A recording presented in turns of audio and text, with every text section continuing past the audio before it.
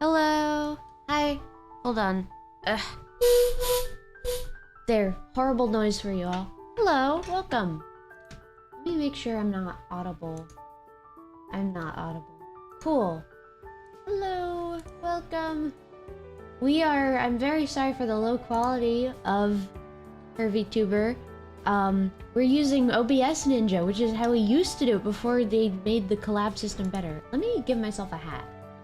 She sent me a hat. I want to put it on. Download this hat. Hat give. Hat. Hat. Item. Hat. Hat. Give me the hat. Hat. What the hat? Where is it? Where is my hat? Give me the hat. Here's my hat. Aw, hell yeah. It's a lovely hat.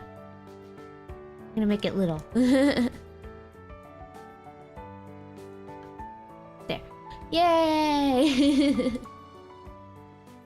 Actually, I want to put it on one of my horns like she has it. To like... There! Isn't that cute? There. Hello everybody, welcome! Welcome, welcome, welcome. Today, I am doing a collab. Sorry if I sound super tired today. I was out too late doing college activities, as you know. You know, like baking bread. College activities. So I'm a little tired today. But hopefully that doesn't get in the way of the collabing, and hopefully this is fun and goes well. So, welcome everybody. Thank you for coming today. Is the milk unfrozen? No. So today we're doing a collab, which is nice because I haven't done a collab in a minute. But I'm teaching this dog how to play EU4. She doesn't know how. So I'm teaching her how to play it. Her name is Hibinwa. She is cool and Space Doggo, and I need to send out my tweet. I just realized because I sent out the tweet, but I did it at the wrong time. Hold on. Give me a second. I am so competent. Let me do this correctly. Twitter. I am live educated at wow on how to world.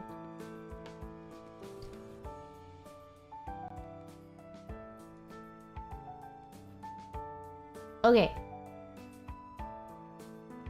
Yay, I did it. Okay. Well, I will unmute myself.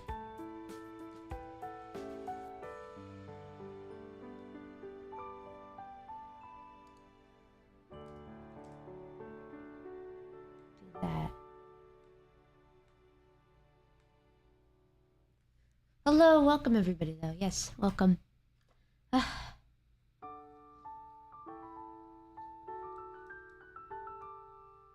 Thank you, Rascal. Does this work? Does my button work? I don't know. Let me check if my button works. Does this one work? If I talk, does this... No, that doesn't work. This one? No. Okay, my buttons don't work. That's a good sign. Hi. Whoa, very loud. Hello. Sorry. Oh, sorry for the delay. My microphone was producing static noise, and I think my chat is already deaf because of this. Let me hold on. I had you on the wrong audio source, so now you're very loud. Let me turn my headphones down. No worries. It's just very loud. All of a sudden, I was like, "Whoa!" Oh, it's at 100%. You gotta turn that shit down. All right, there we go. All right. Do you want to introduce yourself? Yep. So welcome everyone to our collab. My name is Hibi. I'm the Space Doggo, and I arrived from the space initially to probe people. Now I'm crop circling, and like to explore the situation better, I decided to try Europa Universalis. And I'm very curious on how to. I tried already. I think I've played 2 streams, so but I don't have lots of hours in it. So we just have some basic knowledge of what happens. Yeah. And hi chat, welcome everyone. Yeah, thank you for coming today. And then for your chat, hi everybody, I'm Lady Saffron. I'm also a VTuber. I'm on YouTube and I mainly stream EU4. So I'm doing an education today. We are going to be playing as Muscovy today, because I think that's what you streamed as last time. So I wanted to show you how to do it with like all the DLC and everything. You can see on the side I have all the DLC. All what? 1, 2, 3, 4, 5, 6, 7, 8, 9, 10, 11, 12, 13, 14, 15, 16, 17, 18, 19, 20 DLC! 20! Woohoo! Oh my god. Plus a bunch of other stuff that isn't shown here. But yeah, so, oh, you're on Uzbek. So, oh, wait a second. I think I was searching for the settings for the sound setting. Yeah, pick this one. yes. Wait, I clicked on it, Yep. but No, you did it right. All right, now you just need to ready up and we can start. okay, so I'm clicking this once again just to be sure, and ready. Yep, all right. Now I'm initializing the game. So, Muscovy is a very interesting, very fun campaign in my opinion. I haven't played it at all this update, just because, I don't know, I've been playing other stuff. But I have played it before, so I do know a thing or two about how it works. Basically, our starting situation is that we're kind of fragmented, and so first our goal is to like sort of unite this area that we're in, and then we're gonna start moving outwards and take over these hordes in the south, and maybe move west a little bit and do that kind of thing. So, just starting off, I think you have an event that popped up. Yeah, I think I have this very long pop-up with 4 tabs. Yeah, you don't need to read all. Oh, that one. Yeah, Okay. that's just the little. This is how the campaign is. You can just dismiss that one. So if you dismiss that, I think you should have an event that's called the Tatar Yoke. Yeah. So that's basically just explaining what's going on. You can read it if you want. Basically, as long as we don't control this province in the south of Saratov, which I'm definitely mispronouncing. Yeah, I think. Which one? Sorry, I didn't get. Saratov. S-A-R. Yeah. So that one. As long as we don't control it, we have to pay a bunch of money. Or is it Saratov? No, it's Sarai, I think. Yeah, it's Sarai. As long as we don't control that, we have to pay a bunch of money every year to the owner of it, and that's not fun. So that's kind of our goal is, early on we want to get rid of these guys up here and sort of unite this area, and then move south and not have tons of taxes imposed on us by the Mongols. So yeah. Yeah, so for step 1 is, pull up the Red Hawk guide. Oh, which one? Sorry. No, it's he's a guy that makes a lot of guides for EU4. So yeah, step 1 is to just get the guide out. But so, first let's just go into the sort of the country, like, viewer, I guess. I don't even know what this is called, actually. Is it? Yeah, country view. So if you just, like, click on your little flag in the top left corner, you get the big, thing with all the tabs. You, I think, are familiar with what the tabs are? I usually click them in circles to find the tab I need. All right. Because I'm sometimes confused by the icons, but in general, I need some time to find the necessary the needed tab. All right, so I'll just go over them quickly then. There are a bunch of them. The first one is the court. It has, it's basically about mana generation. Mana is one of 3 of the important currencies in this game. So you can see here how much mana of different types your ruler, your heir, and your consort are making. You can hire advisors to get more mana. You can focus to get more mana of a specific type. This is all about mana. Government is not too important. We have a special government interaction where we can do some stuff. We can get like some Streltsy, we can get some Opportunina, we can do some reforms, but it's not too important. Next is diplomacy.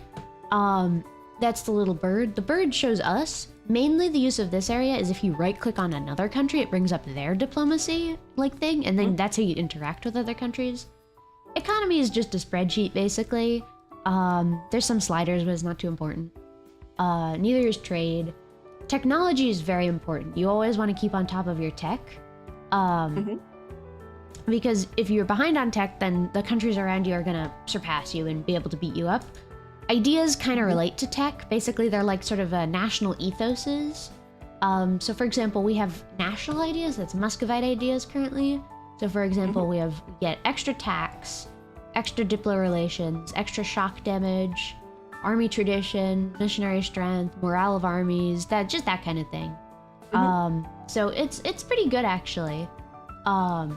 Then we have missions. Missions are super important. That's the little one with the green flag and I never knew what that is. I think it's like a bullseye, but this is super important. If you don't know what to do ever, it's a good idea to sort of just follow the missions because they generally have like a good idea of what you want to be doing. So that's a good place to always start if you don't know what you're doing. Next is decisions. It's just if you want to sort of like change stuff around. So for example, our big decision is forming Russia. For that, we need to own a bunch of different provinces and have admin tech 10. Then there's stability. Stability is pretty important. It's kind of how you manage the internal matters of your nation. So for example, stability itself and rebels and overextension, that kind of thing. Religion's just where you convert stuff. Military is more just like, you know, statistics about your armies. Subjects is very important for us because we have a bunch of subjects, but we'll get to that in a minute. And then estates are really cool. Basically, at this time, the state didn't own everything. You didn't like have, you know, like it's not like today where, you know, the president is like in control of everything. Really, it was a feudal system, and so you had these different groups that actually controlled stuff, but they owed their allegiance to like the king. So for us, we have 4 estates currently. There's the patriarchs, which is our clerical estate. There's the boyars, which is our noble estate, the burghers, and the cossacks. And so basically what we can do is we can get bonuses from them. So I always like to start out with the with the estates, just because it's a good place to start. Generally, here's a trick. Having high crownlands, which is the amount of land that isn't controlled by your estates, that's what this little pie chart is. Having high of that is good, but even better is utilizing it well. Because early on, it's not too important. So what I'm actually going to do is I'm gonna summon the diet. So this will give you an event. Where did you press, sorry? It was in the estate tab. It's the middle button and the crownland bit at the top. Ah, okay. So I just click that. That summons the diet. Basically, we're just asking our nobles what they want. They're gonna give us a bunch of different options of what we could do. You just need to pick one that seems easy. I can't see that, so... Increase tax income on Vladimir Genta. Completed. So we need to capture... Wait, is Vladimir the city or is it our... So we have Vladimir. So what are the other ones? Let me see. So we need tax. We need manpower at least 7. Base production at least 7. And the last one, complete the conquest of Samara. I think it's pretty far away, so... That one seems kind of difficult, so... Yeah. Let's do one of the other ones. It's up to you. Just like pick one of them that you think would be useful. And can I check what bonuses will they give me, or is yes, it actually. a secret? If you hover over the option, it'll bring up a tooltip. Ah, I see. The first rule of EU4 is everything is a button. The second rule of EU4 is if it's not a button, it's a tooltip. So yeah. Yeah, just pick whichever you think is good. I think I'm gonna try to go with the second one because it already involves Moskva, but sure, we already have it. That's good. All right, so yeah, just click on that one. Oh, I can center on the city. Okay. Yeah. So I picked this one. Cool. So that's actually pretty useful. So now it's in there in the agenda thing. We just have like 20 years, and in that time we need to develop Moscow a little bit more. But it's not a difficult thing at all. I'm also going to do this other button next to it, Seize Land, which just gives us a little bit more territory for ourselves. And then we can go through these different like options and give out some privileges. Basically, the privileges give us benefits. So for the patriarchs, if you just click on that little yellow square, so you can see there's a whole bunch of these, like a lot. The first one you kind of always want to give out is the ones that give extra mana power. So there's religious state that gives monthly administrative power. That one's really good, so I'm gonna just click that. Otherwise, so administrative is the first one. Yeah. Yep.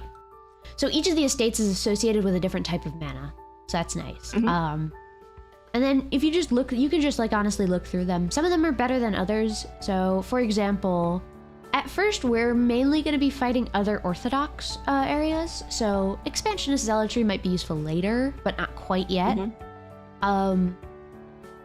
Let's see. Oh, religious culture is going to be super duper useful because basically it means that anything that is East Slavic and Orthodox is going to give us benefits. And that's all of the stuff we own right now. So let's get that.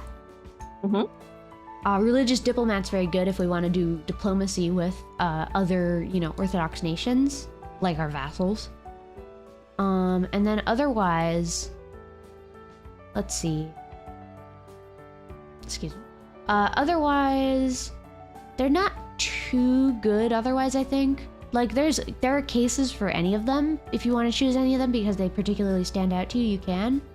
But, yeah, I think those are the main ones. We can just keep it to that to be simple. So then for did they add this multiple choice in the DLCs? Because I think when I tried the game last time, it was just one. Yep. No, it's that this is all. Basically, everything is DLC. It's how they've been developing it for so long, is they've just been adding DLC.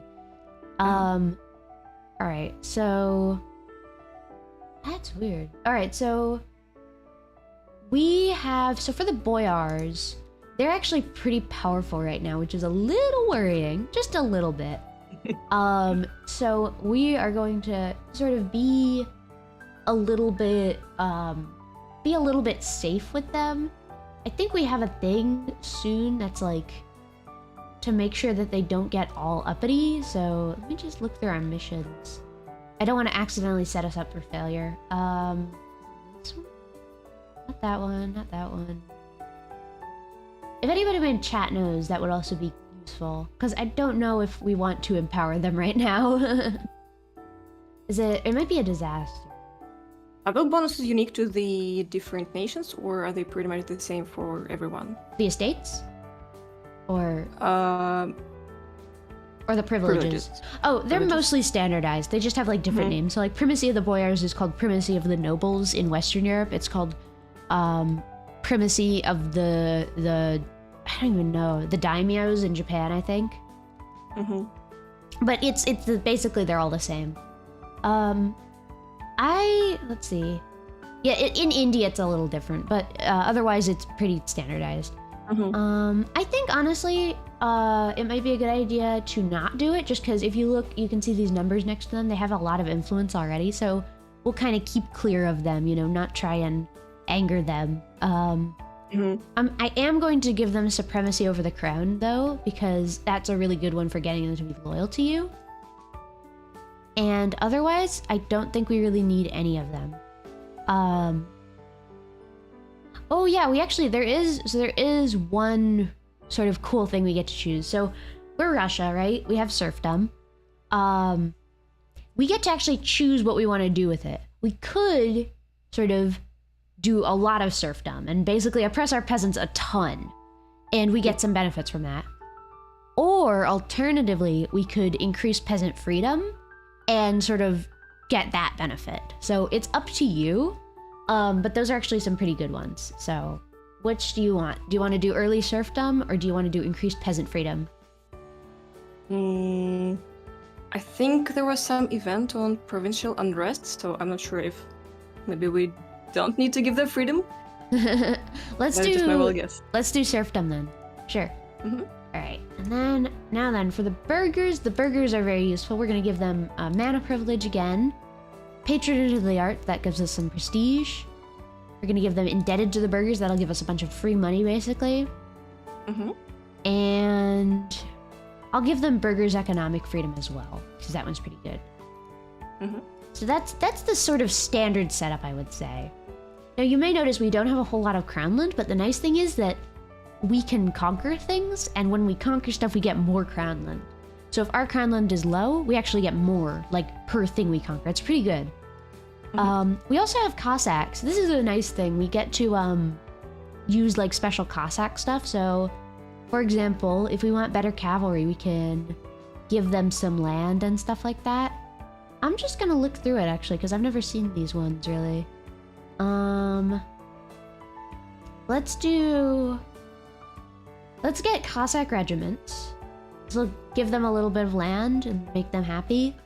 We'll do recruit Cossack leaders, how about? And let's see.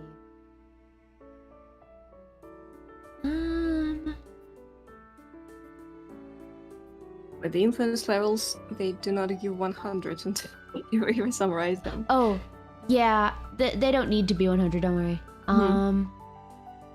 And I think that's all I'm gonna give them for now. I think that's all we're gonna give them. We don't want them to be too strong.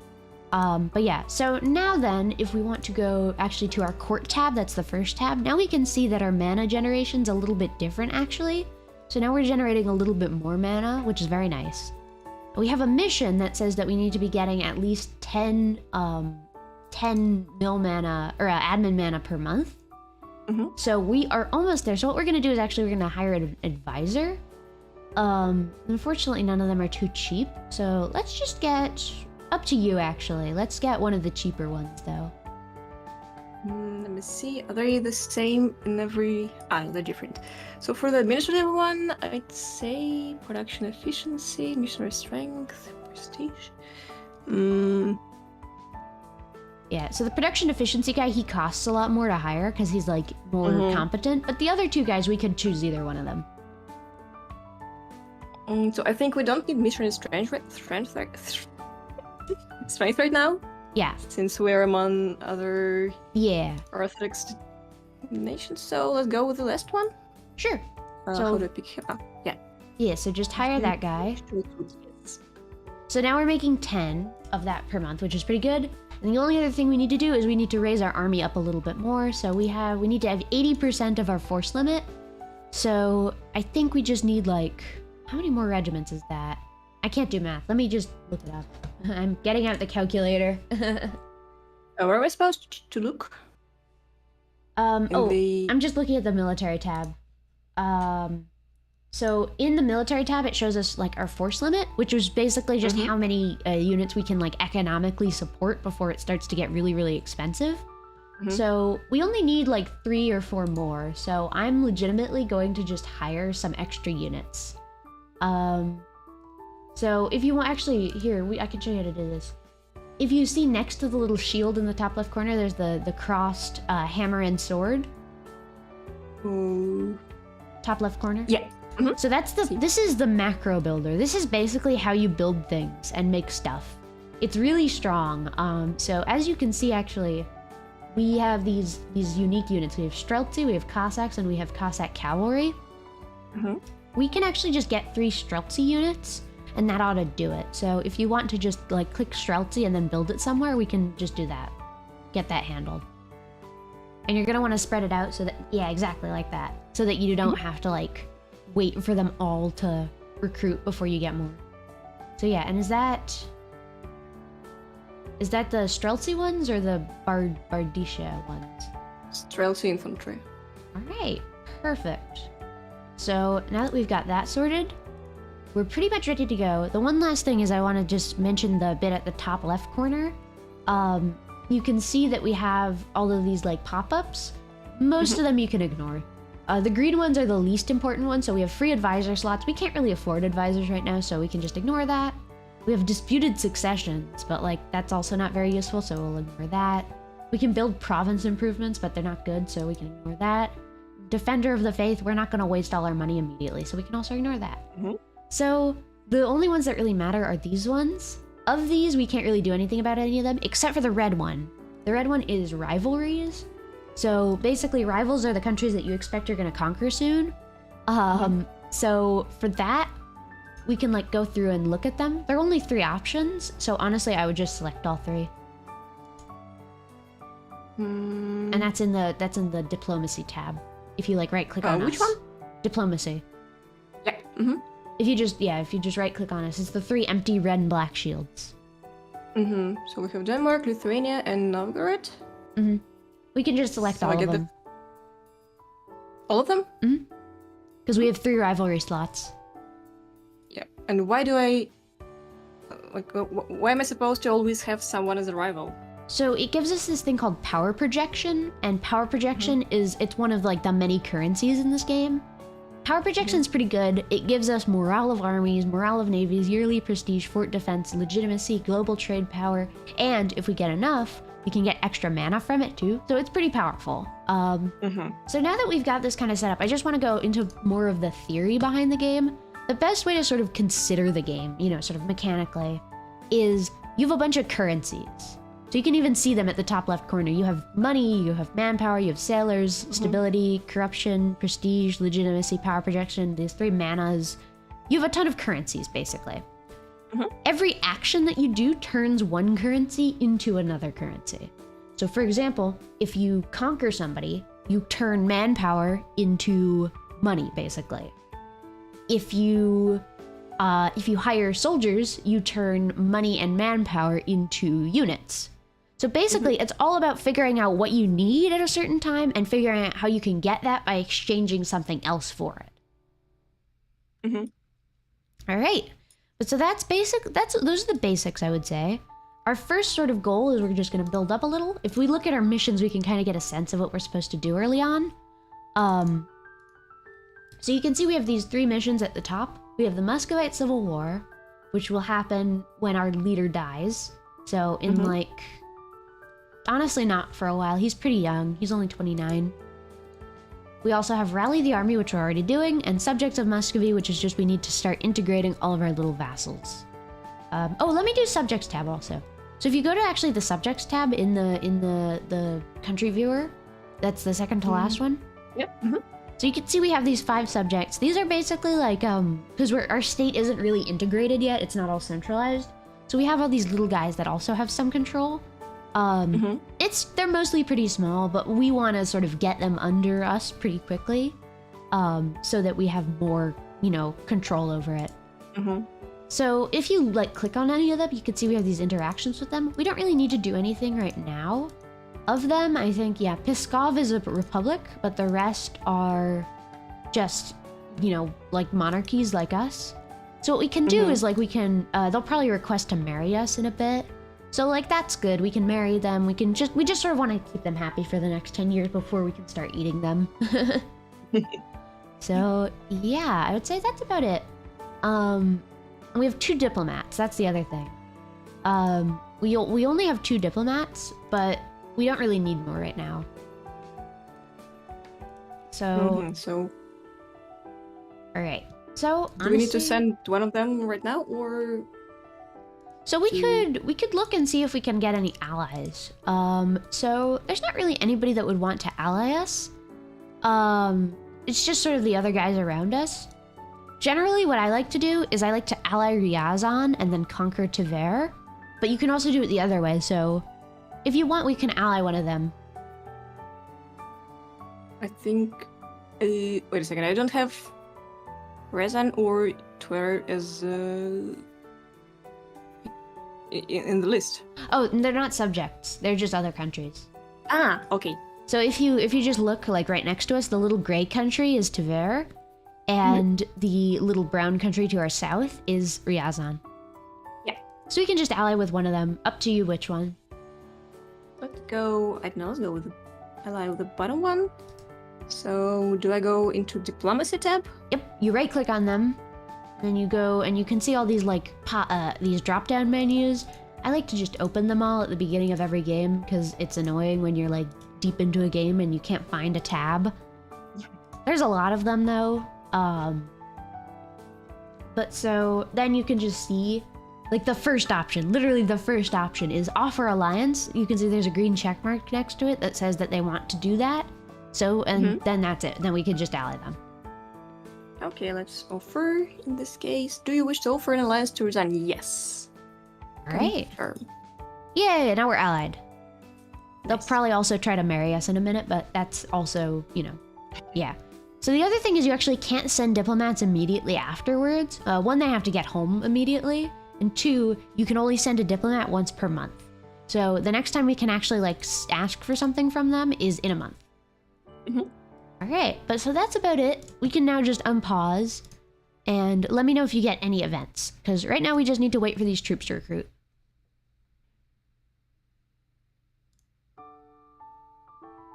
But yeah.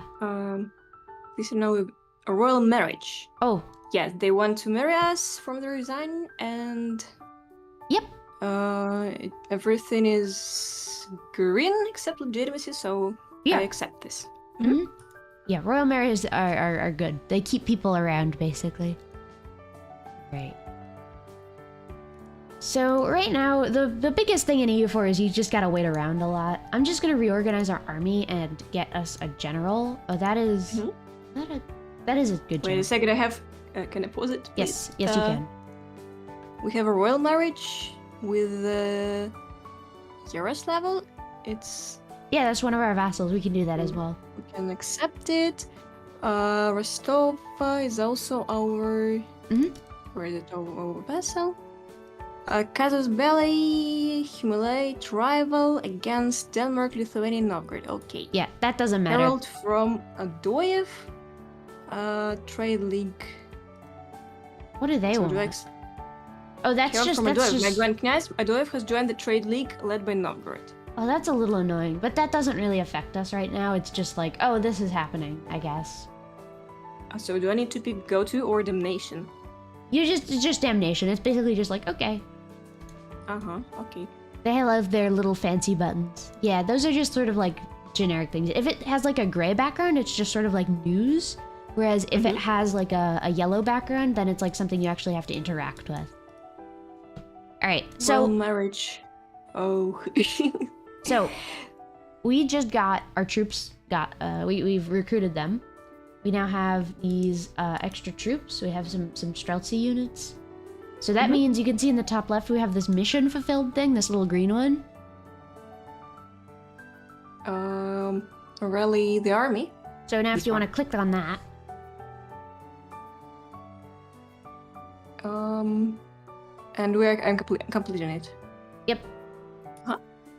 And then we get an event. So basically there are two ways you can do this. There's the harder way, which is all of your claims are temporary, but you get better benefits. Or there's the easier way, which is just all your claims are permanent. We should probably go with that one just because this is a learning thing and it's not like a, you know, it's not like we're being all competitive or anything. Okay, so the first one. Yep. All right. So now then, that ought to give us, if you if you right click on, is it on, does it work if we just right click? No, if you go to the diplomacy map mode, where is it? so yeah, Trade, political, trade, imperial. it's a little bird icon. Let's see. Map mode, diplomatic. Yeah, I see. So now you can see we have claims. That's what these little stripy yellow bits are. We have claims on everything, basically. So that's great, because that lets us conquer stuff. Claims are important because if you don't have a claim, then you get, like, malices when you try to conquer stuff. So this is good. This is really good for us. It means that we can expand into all of these areas pretty easily, and for free. So the next thing that we're going to want to do... What the hell is this? Okay. The next thing we're going to want to do is we're going to want to go to war with Novgorod. They're our big enemy right now. So we're going to want to go to war with them as soon as possible. Let's just wait for the army to sort of regroup a little bit in this little area down here. And let me hire another general as well. You have peasant revolt, and the only option is to crush them. Yeah. Oh, so we have some peasants. They've decided to revolt. That's a little annoying.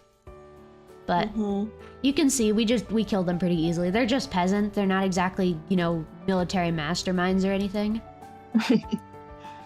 But yeah, so let's just wait for our army to heal up a little bit. And then we can get on to our first war. That'll be very fun. Monopoly company formed. Make a long-term investment or demand payment in full. Ooh, payment in full would be good. That gives us just a bunch of money for now. Uh-huh. And, you know, money now is better than money later, generally. Alright, so we're healed up. So now it's time for our first war. So the way do you know how to declare war?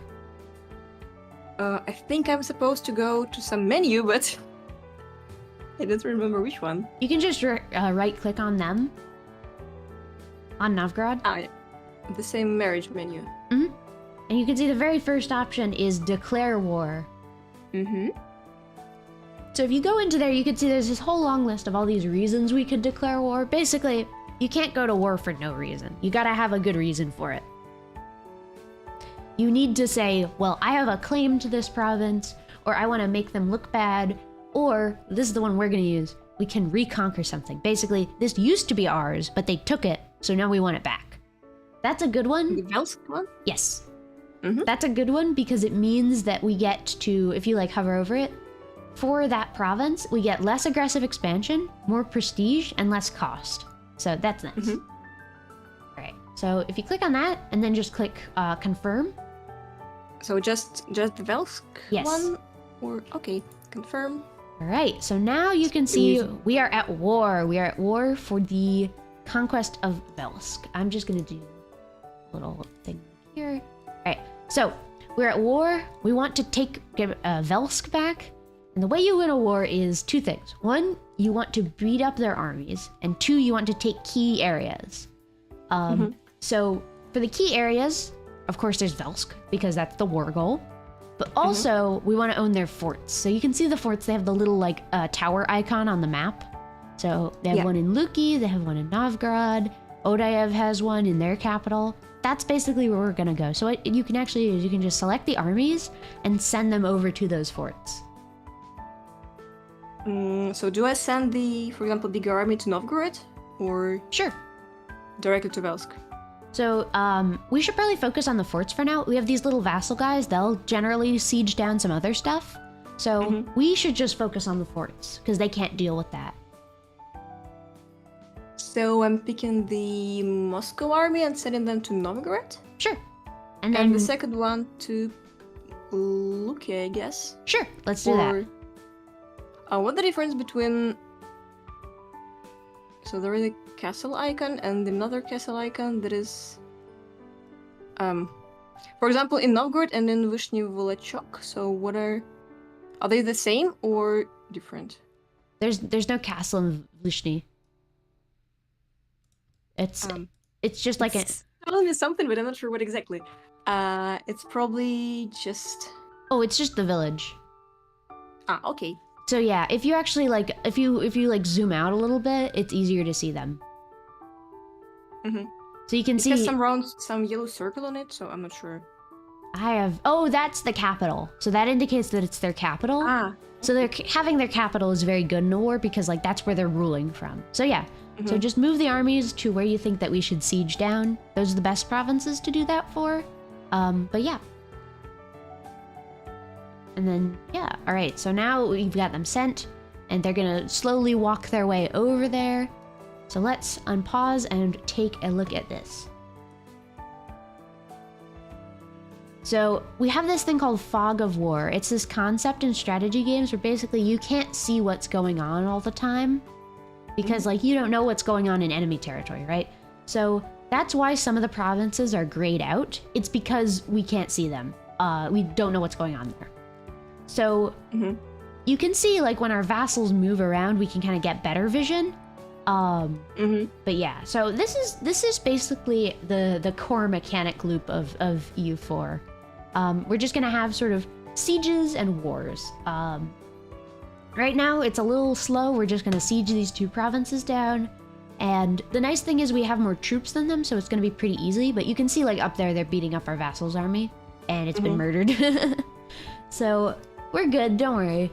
And you can also see they're occupying Odoyev's army. Or their capital. So that's what the vassals are for. Tribute. I have some event. The Grey Horde wants 27 money from me, or or we will be punished, I guess. So if we just look at them, they have they're pretty strong. They have good allies. They have a lot of troops. We're already at war, so we really can't do anything against them, so we'll just give them tribute for now. Mm-hmm. Because we don't want them to invade us. It costs a little money, but we can get that later. Alright, so you can see they're also sieging down Beluzero. That doesn't matter a whole lot. It's a tiny little province in the woods that just, you know, who cares, basically. Mm-hmm. We're taking their big capital cities. So that's a lot better for us. And you can see our vassals are also taking stuff over. When we occupy stuff, it has this like dashed pattern on it. That indicates that it's occupied, but not necessarily like ours. We're just sort of like claiming that we own it because we have like a control. But legally, it's still theirs. And what does the percentage mean on the siege icon? So we have, for example, minus 28% Novgorod and plus 35 in Luki. So that's the chance every month that the siege will just fall immediately. So for example, there's a 35 chance, or roughly 1 in 3 chance, that Luki will fall this month. And every month it gets higher, basically. Oh, there we go. So we basically got a good roll, and now that siege has fallen. So there we go, we got Luki. So now what we want to do is move that army to somewhere else. So what we could do is we could go to Valetsk, we could take these provinces by the coast. I think at least. Can we? Yes, we can. So if we wanted, we could go and occupy Ingermanland. Up to you. Okay, let's go. I think... So just directly Ingermanland or Kolm before it? So Kolm is already being occupied, so we don't need to worry about that. Ah, yeah, I see. But yeah. Okay, so in this case, let's go... wait a second, how do I send them? Yeah, you can drag click, or drag select stuff as well, so if you want to select both armies, you just drag and select like it's honestly like a computer. It's like with files. But yeah, so you just do that, and now you've got him going there. He's gonna occupy it, and then, yeah. And now we can watch that, and you can see the other siege is gonna fall soon as well. It's 7% right now, but in like a month, it'll be better. Basically, I have actually... some event. Oh. They want something from me. Desires of the flesh. So we can allow the affair... Our wife is cheating on us! Okay, do I need to read the text of this? No, you can if you want. It's a funny event. Well, we have successfully managed to keep the truth from the rest of the court. It is only a question of time until it gets out unless we do something. The Grand Kniaz Vasily II Temny recently discovered that his wife, Grand Kniginya Maria, is having an affair. Oh my. Not only that, but the other guilty culprit is none other than our advisor Lovre. Oh my god, this dude, we hired them. It's been 2 years and they're already like sleeping with each other. I know, it's awful. Okay, the trust we put in him was obviously unfounded, so we may lose 10 prestige, lose 90 money, local unrest plus 3, lose 15 prestige. So we should probably do whatever the sort of like get rid of him is one. So we can execute him, and the local unrest will raise for 3. Yeah, that's fine. Let's just kill him. Okay. And there he goes. A great advisor has died. What happened? Oh no. I wonder why that happened. I'm gonna actually hire a new advisor as well. I'm gonna hire Vladimir Bagration because he has a good benefit. But yeah. So actually, now's a good time to note, you can also do this thing called focusing. Basically, you could see in the mana tab, in the court tab, where the advisors are, you can see, this is a DLC feature, by the way. Next to all of the like mana icons, there's this button with the fist and then the type of mana. Fist? On the left. So that's a focus, basically. If you want to get one type more than others, what you can do is focus it. Currently we have it focused on admin for that mission, but we can change it to something else. So I would say military is pretty useful early on because we really want to not fall behind. But yeah. So you just click that to change it. Okay. So now you can see we're making less of the other stuff, but more of the military stuff. Right. Cool. And then we can't change it again for another 25 years. So for now, we'll stick to that. But that's good. Right. So now we're just, you can see occupying stuff. Oh, I have an event for smugglers running rampant, so we can lose 59 money, or national tax modifier -10 and trade efficiency -10. That's really bad. That's a really bad one to get this early on. Let's just give them some money. We have 605 money. Yeah. All right. Cool. Alrighty then. So you can see the war is going really well. If you actually look at the bottom of the screen, there's that little icon with the percentage. Which one? And the bottom towards the right of the screen. Percentage? Like sieges 100% and 14? No, on the bottom of like your whole screen. It has a little like Novgorod flag. I see. Yeah. So this is basically the war. If you click on it, it gives you more statistics about the war. So you can see that this is like basically a bar of like how close we are to winning versus how close we are to losing. We're currently 13% of the way towards winning. The longer we like hold their stuff and the longer we beat them up, the better it goes.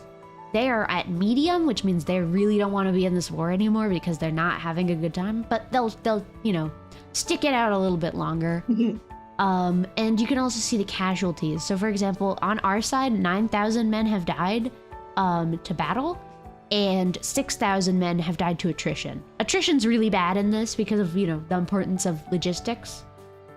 So you honestly often will get wars where more people die to attrition than combat, pretty regularly, I'd say. So you gotta make sure that you're not, you know, sending all your men to the middle of nowhere where they don't have enough food, you know? All right, so let's just continue the war. These two should both fall very soon. All right, we've got Ingerman land.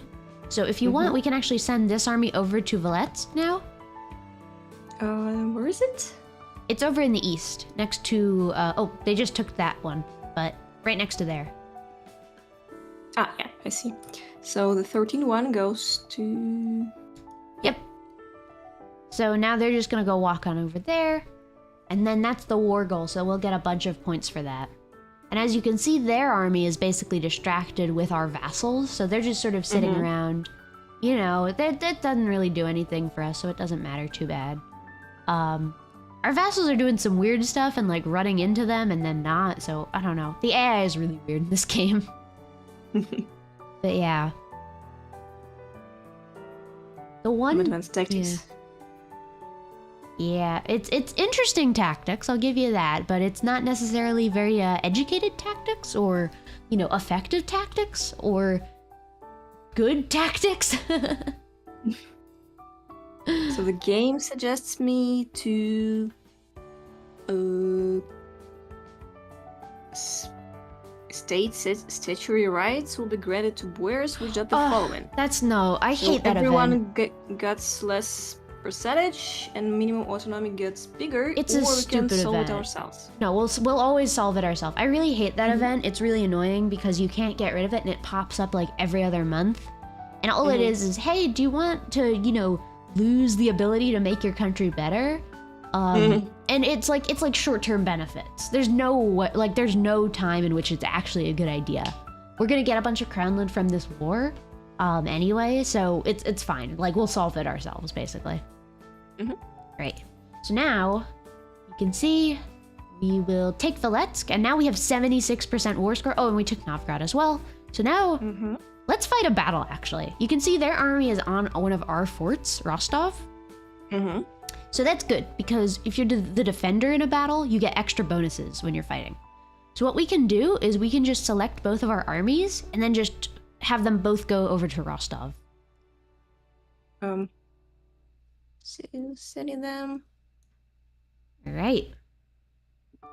So, yeah, so now we'll just unpause and wait for them to sort of go over there. They should get there around the same time. If one of them is getting there a little too early, I'll stop it, so don't worry. But see, they're just both sort of going there. So even if my army might be smaller, it will gain some bonus from being a defender? Yes, exactly. Uh-huh. And so, like, the fort gives you a bit of defense. Basically, all the battles are decided by dice rolls. So having the defensive fort is good.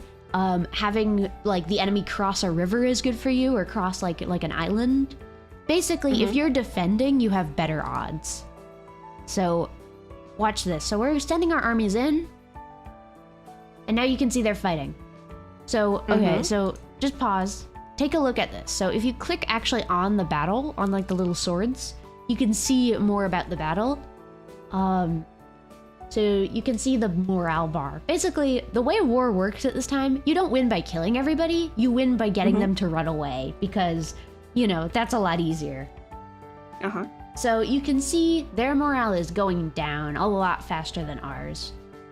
And we have more troops than them in this battle. So we just sort of need to wait it out, and then slowly their bar is going to decrease and our bar is going to decrease as well, but slower. So, and then we'll win the battle.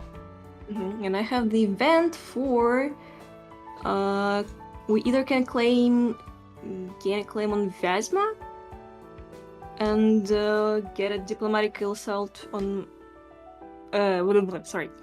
So the first one, Lithuania's opinion is changed by -30. They have casus belli and we get a claim on Vesma, and the second one is lose 1 stability. Oh, we want the claim. We don't want to lose stability this early on. And where can I see the stability level? So the stability is up in the top. It's the little, the little scale. Like the weighing scale. Which one, sorry? It's the the fourth from the left. Fourth from the left? Wait, maybe I'm looking at the wrong... It's up in the top left. Near the money. Ah, I see. Yes, sorry. So we I have... was looking at the wrong menu, yes. We have so 0 stab. We currently have 0 stab, but that's okay for now. We'll raise it later. But anyway, so... We just won the battle, by the way. You can see they're running away now. Very good stuff. So yeah. So they're gonna run away, and what we can actually do is, because their morale is so low, if we actually chase after them, we may be able to just wipe their whole army out and win again. So this is what is called a stack wipe. It's really powerful. Basically, if you can chase an army down and defeat them twice in a row, it's even better than defeating them twice in a row, like, separately. So we're just gonna follow them. There's not really... Oh, you can already see they're just going to here. They have very low morale, so watch this. This is gonna be a very fun battle. And there they go. And now their whole army is gone. Ta-da! Okay, nice. So now we're gonna do something called carpet sieging. This is a bit of a more advanced tactic. But what you can do is you can actually divide your armies up. If you click S while selecting an army, it will split it in half. So if you want to select both of our armies and then click S. So now we have 4 smaller armies. Wait a sec. Oh, I pressed it 4 times. It's okay. So here, I'll just do that. And then... So does it split it automatically, or...? Yes. So now we have 4 armies, you can see. They're all smaller. You don't need that many troops to siege down these, like, empty provinces. So now what we can do is we can spread out and we can just take a bunch of territory really fast. So I'll send one to Karelia. I'll send one up here to White Karelia. Yeah. So just, like, sort of send them all about. What is going on here? Are you also sending them places? No. What? I'm not clicking anything. That's weird. Okay. Oh, wait a second. Maybe... No, I closed all the menus. That's weird. I don't know what's going on. Anyway, so now we'll sort of fan out, go and you know, fight the... We have 0... Oh, wait a second, something happens. Is the pause... Yeah. So we have minimum autonomy plus 25 and statue rights from boyars, or... Yeah, we had this one already. We had the... See, it popped up like... Uniforms. We can figure it out ourselves. It happens like every month. It's so annoying. But we'll get rid of it soon. So yeah, now you can see our armies are sort of spreading out. They're taking over the countryside. It's mostly empty, so that's basically how the end of wars happen. Let me go there. And you can see there's like, they've got these little tiny armies that actually pose us no threat at all. So, you know, it's not like we have to really worry about it. So now you can see at the bottom, our war score count, that's the little percentage number, is getting pretty high as well. We're almost done with the war. It's at 92%. I like to get 100% for these easy wars at the beginning, just because there's no reason really not to. So yeah, we're just gonna fan out, take what we can, and then we can end the war. Nice. Oh, there's some events. Don't worry about them. They're just sort of standard stuff. Basically, Poland is very powerful at this time, so we have to kind of keep an eye out for them. But we'll be okay. All right, fought another little battle. Just some little stuff going on. It's not really too important. They're fighting another little battle up here. Just gonna fan out a little bit more, and then you can see, like, after we siege down these few last provinces, we've basically conquered all of their territory, and so it's like we just sort of win. Cool. So last time I tried to do this, I was able to just, I think, siege Novgorod, and that's it. yeah. So you see, you gotta be smart about where you're attacking. So this is a pretty good state of affairs. What we can do is now we can do a peace deal. Basically, we're done with the war. We're gonna go to them. We're gonna say, this is what we want from you, and you better give it to us. And they have to agree to it because we've conquered them. So, do you know how to do that? I think on the war tab, but we have 99% currently, so the last province is not yet. It's fine. 99 is basically 100 in this game. All right. Oh, where this thing is selecting this option offer peace deal. So yes, it's in the top right. So we click on that, and then you get this lovely menu. So we have a bunch of different things we can impose upon them. We can take territory. We can ask for reparations for the war. We can ask them for money. Whole bunch of stuff. For this war, we're just gonna keep it simple. Let's just take some territory. So this area down here is gonna be the most valuable stuff. So if you want to click on that stuff, like Novgorod itself, that's gonna be very valuable for us. Where is it? Let me find it. Novgorod. And then this sort of whole area over here, down by the coast. Like so, I Luki. think I'm not able to see very. So do you click with pointers or? What? I think you were showing something, but I'm not sure. Nothing is showing on my map. Oh, it doesn't show anything on your end. You just have to do it yourself. So basically, we want to turn as many. We want in the peace deal. We're gonna try and take as much as we can. Personally, I like to take this little area down here because it's very like high development. So we're gonna take Novgorod, we're gonna take Kolm, we're gonna take Luki, we're gonna take Ingermanland, and we're gonna take Neva. So if you want to select all of those in your peace deal. Oh, this one. We still have 59, so we can take something else. Yeah, so that's nice. So now let's go and take. Here's a little bit of a sneaky trick. If a country doesn't border another country, it's a lot harder for them to invade. We don't want them to get invaded while we're like, waiting for the truce. So what we can actually do, this is a little funny. We can just take a straight line of provinces along the border, like all the way directly up to Kola, so that nobody else can attack them. It looks a little funny, but it works. So I'd recommend taking those. So other than these 5 provinces down here, just a straight line of all the bordering provinces.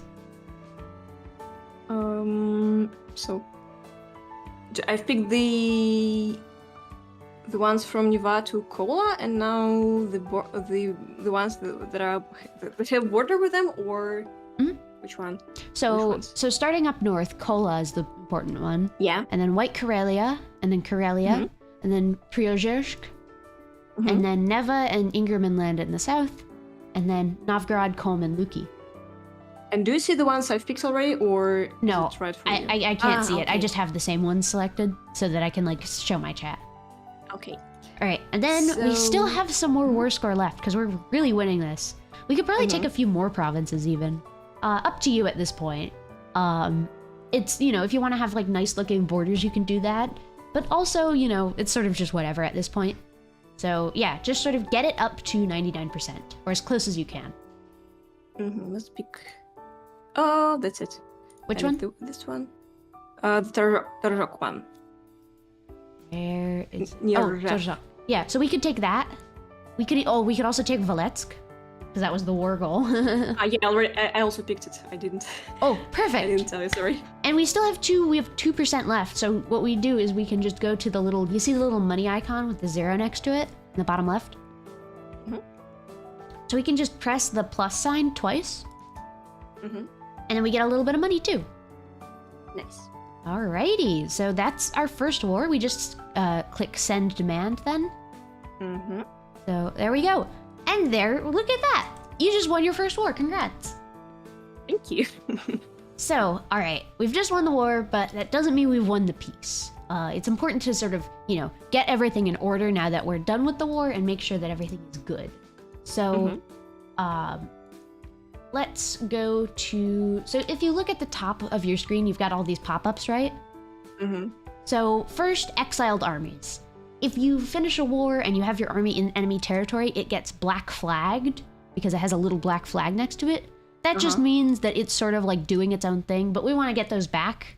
So I'm honestly just going to send all of our armies back to Moscow just because it's easy. All right. And then, other than that, the big important one is you can see there's this little one, the paper with the green plus on it. Some of our provinces lack cores. So we've conquered this, but it's not like integrated into our realm. So in order to fix that, we're gonna spend a bunch of points and we're gonna core it all. If you just click on that like icon, the little pop-up, it brings you to the stability screen.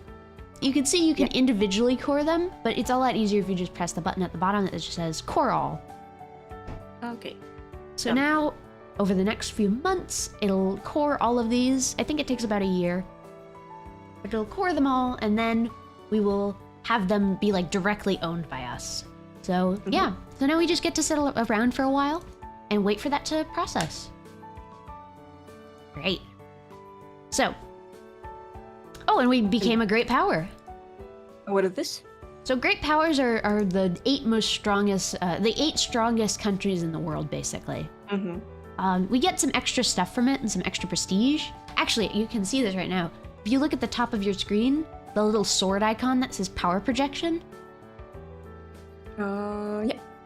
So people like to call it PP because you want big PP. Okay. But so what you get from this, because we have big PP, is we get an extra 1 mana in every category.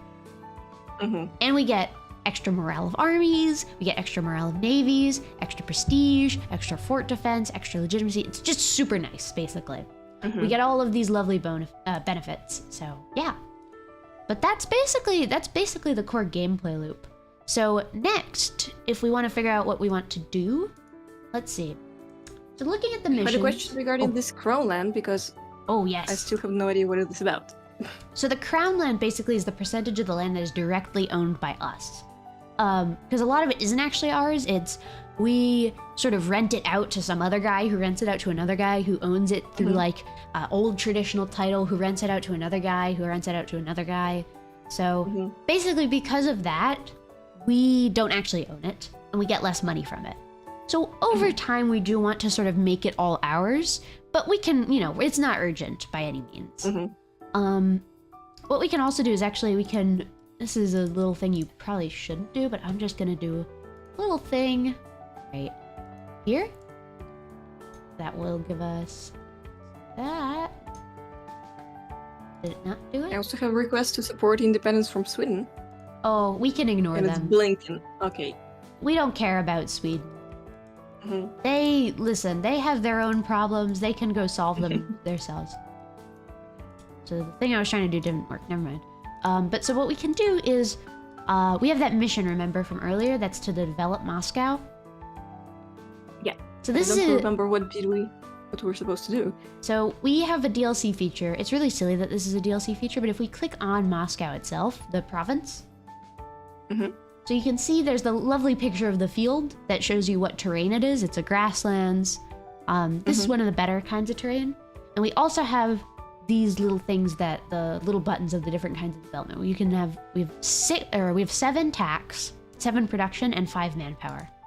So ignore the thing that I'm doing. Don't worry about it. It's stuff. There, cool. So what we're gonna want to do is we're gonna want to develop it with the manpower stuff. So if you just click on the little manpower, the little like symbol of the two guys, Like military power? Yeah. spend 50 military. So now it's increased slightly. And if you actually look at the map, there's like little extra buildings in the little settlement. It's really cute. So if you then want to do it again, there we go.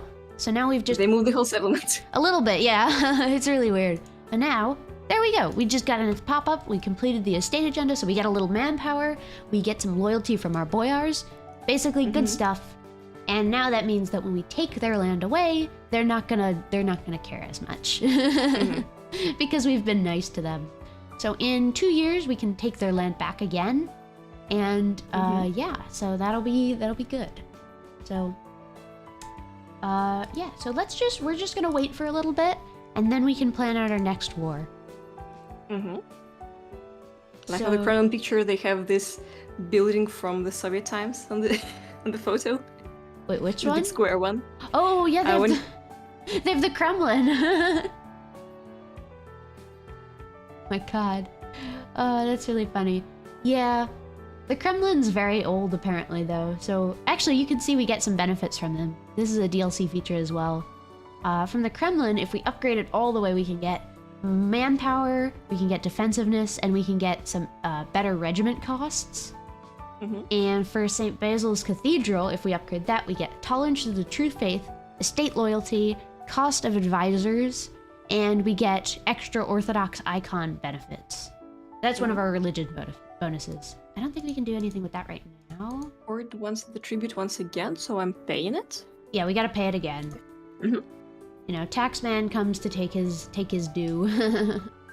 But yeah, so all right, so we're in a bit of a lull right now. We're not really, you know, we don't have anything that we really need to be doing right now. So what we can do is we can sort of smooth things over with our vassals and get them to like us a little bit more so that we can integrate them faster. So I'm just gonna say Rostov already likes us a lot, so I'll just start improving relations with them. That's in the diplomacy tab. And let's see. Ooh, Yaroslav also likes us, so I'll improve with them as well. I think I cannot do anything with Rostov because everything is grayed out. Oh, it's because I already did it, don't worry. So if you look at the top right corner in our little like outliner that shows all of this stuff, you can see we're improving relations with these guys. So when they have good relations with us, they'll want to like become a part of our country quicker. So yeah. But now we just basically wait around a little bit. And once we integrate this stuff over here, we're gonna get a bunch extra money from it. And for our next war, we have a couple of options. We could, if we want, we could sort of expand south, though that might be a little bit harder, or we can sort of centrate our control in the like homeland area. Tver is very little. It only has one ally, and it's pretty weak. So in a couple of years, once we've done coring this, we can go and attack them too. So I'll get an event for generation of court, so lose 4,000 manpower, almost 5,000, or -5 discipline. I hate that event. Well, we don't have any manpower anyway, so it doesn't really affect us. So just pick the lose manpower one. It's like, what manpower? Okay. And up. Oh, we could also attack Lithuania, but that would be a very bad idea because they have like twice as many men as us. All right. So I can lose. Oh! I have 2 events. The Boer estate loses 10 loyalty, lose 73 ducats, or lose 5 prestige. Let's just lose a little prestige. It's not too important for us. Prestige is the metal one. Okay. Prestige can be very useful, but you don't need to like care about it too much. We also can lose 15 patriotic authority or lose money. Let's lose a little bit of money. Patriotic authority is really useful. Okay. Kazbeli against Poland. All right. Actually, I'll show you the religion stuff now. If you click over into your like country viewer. Where exactly? It's if you click on the little flag in the top left corner. Yeah. All right, so if you go over to the little, like, the two hands praying, so that's the religion tab. You can see there's a bunch of different things we can do. We can become the defender of the faith. And we have this unique orthodox mechanic right here called Patriarch Authority. Basically, we have these icons that we can commission, and that gives us some benefits. So right now, for example, we have no manpower. So it might be pretty useful if we got the icon of St. Michael, which gives us extra manpower and discipline. So if you want to go click on that, we can do that. Commissioning will cost, yes. So there we go. And as you can see, you get some benefits when you have high authority. So you get less unrest, you get more manpower, but overall the icons are pretty good as well. There's also the unique mechanic we can consecrate metropolitans. It gives the state, it makes the state a little bit more expensive, but it also gives us some sort of extra patriarch authority, which is pretty nice. So like we can concentrate some stuff later. And where can I check it? So if you click on any province and then you click S, it puts you in the state menu. So this is like the bigger kind of area, and you can see right at the bottom, there's the consecrate metropolitan thing. That basically is just, see that? Yeah. So that's core. Yep. We just got a bunch of extra territory added to our country. So we're gonna make a bunch of money from that. That's gonna be nice. So this area right here, it's all Russians, right? You know, it's our basically it's our people, and they have our religion. So what we want to do actually is integrate them even further. There are two kinds of cores. If you go over to the diplomat again, that's the bird one. So you can see we have this dark green that's like most of our stuff, and then we've got this light green stuff over here. Oh, wait a second. The diplomatic one? Or Diplo. Yeah. So you can see we've got this light green stuff. That means it's like it's a territory basically. We don't totally own it. We only kind of own it, but we'd like to fully own this stuff. So what we can do is to turn it into a full state. We go and you can see the little like the little blue flag icon in the pop-ups. So we go and we click on that, and it brings us over to the exact state that we want. And then you could just click the little blue flag. Make it a state. Any provinces belong to the trade company? Okay. Right. And then we have to spend a little bit more points to like integrate it again, but this time it just is instant. So if you go and you go to the coring menu again with the little the paper and the green plus, and then you just click core all. And there we go. Now you can see that this whole area is like beautifully integrated into our country, and it's like really much better. We are gonna make a lot more money from it. We can do the same with the rest of this stuff once it finishes coring. So do I need to... Wait a second. So I can also scope the territory, click to make it a state. Do I need to do this? Ah, wait a second. Stated the bunch. So yeah. I got it. Yeah, you can also do this, I guess, with with what? You could do it. Yeah, you can do it with Pskov, and you can do it with Beluzero. So we can do Pskov. And where is the? It's the next to the purple one. I don't see it. Ah, yeah, I see it. Velsk, because we just conquered that. And the nice thing is, because that's already our core, we get that one for free. Cool. And we just need to spend a little bit more to core up Lukey, and there we go. So now we just need to wait, and basically, yeah, we're going to start making a lot more money from this. That's the nice thing. And then, let's see. Yeah, so let's see how much more money we make when the month ticks over. All right, yeah, we're making about double the money. Or we're losing at least half the money, so that's pretty nice.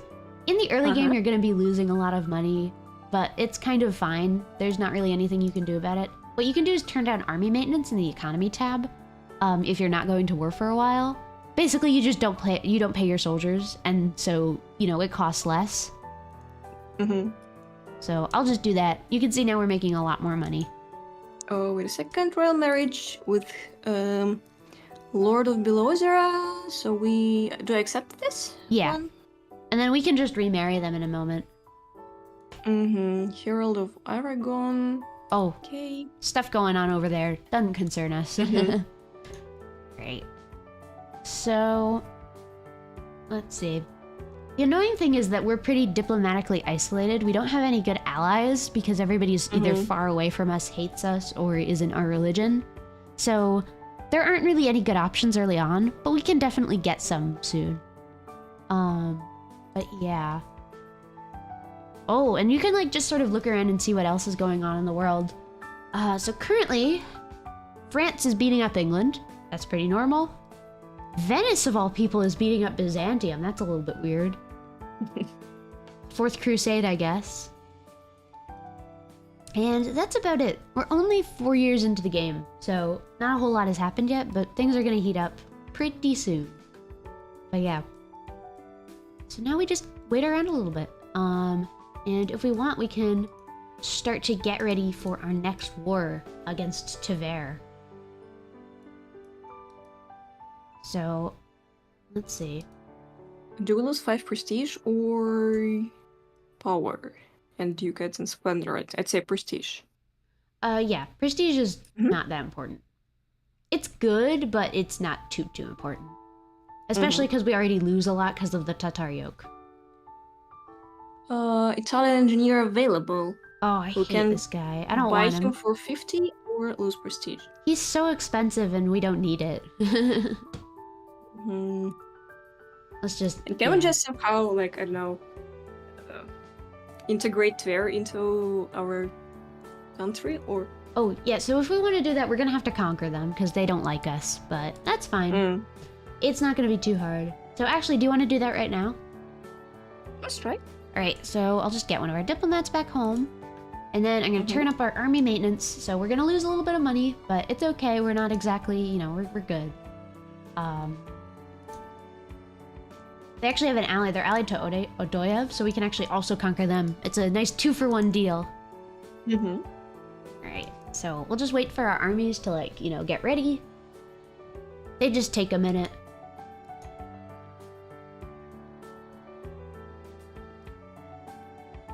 So, what is this red bar on the right side of the army? Is it, That's their morale. So, for example, if it's very low and you send them into a battle, they're just gonna instantly lose because they're like, oh, we don't know what we're doing.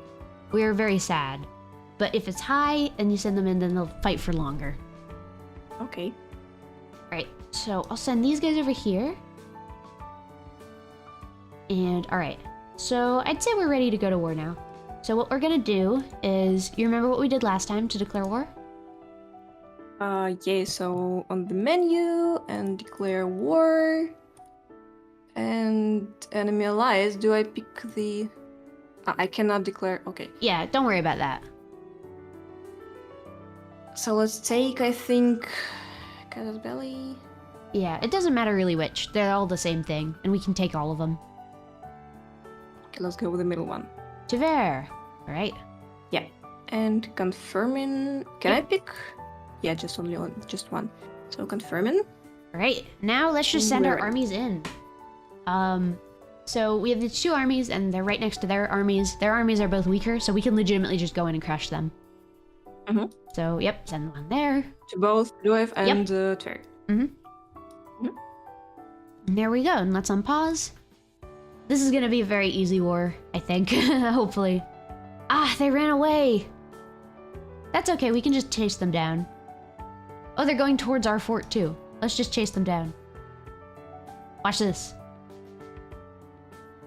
Oh, look at the casualty numbers, they're just melting. Alright, and then they're gone. Their whole army is gone. Perfect. Alright, so you can even see our vassals are doing all the sieging. We don't even need to do anything. It's a really easy war.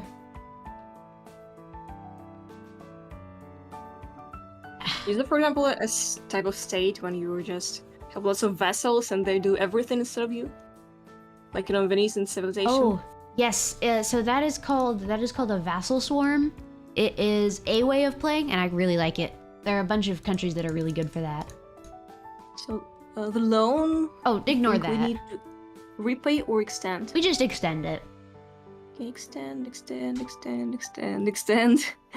New rivalry Poland. Okay. Yeah. They just don't like us because we're cooler than them. Mhm. But yeah.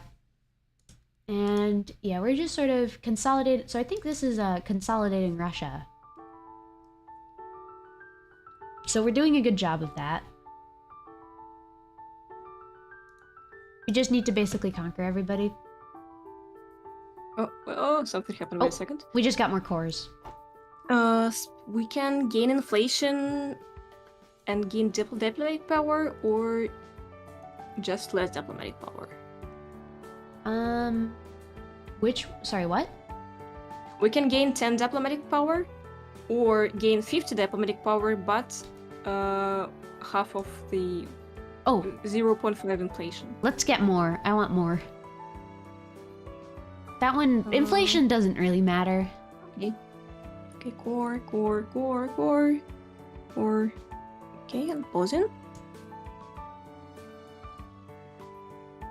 Alright. Cool. Oh, is there no game audio on my end? There may not be game audio on my end. Let me fix that. Oh yeah, there's I'm not sure. St. George's Day. Gain 25 Sudebnik progress. Hell yeah. Or gain 1 stability. Let's take the stab. Stability is nice. Yeah. Oh, noticed. We have some people that don't really like us, the Karelians. They want to rise up and revolt. So they may do that soon. If you see the little red icon, red is the most important ones you gotta pay attention to. So for that one, what we're gonna want to do is we're gonna want to deal with that before. We're gonna want to nip that in the bud. So you can see, where they're sort of rising up if you hover over that number 4. They're gonna rise up in Neva, in Przyorsk, in Karelia, and White Karelia. So that kind of area up there. So this whole army over here is not really doing anything right now. So we can just send them up there, and then when they rise up, we'll be ready. So if you want to send that army up there. So the 14 one. Yep. Yeah. Because it's just sitting there.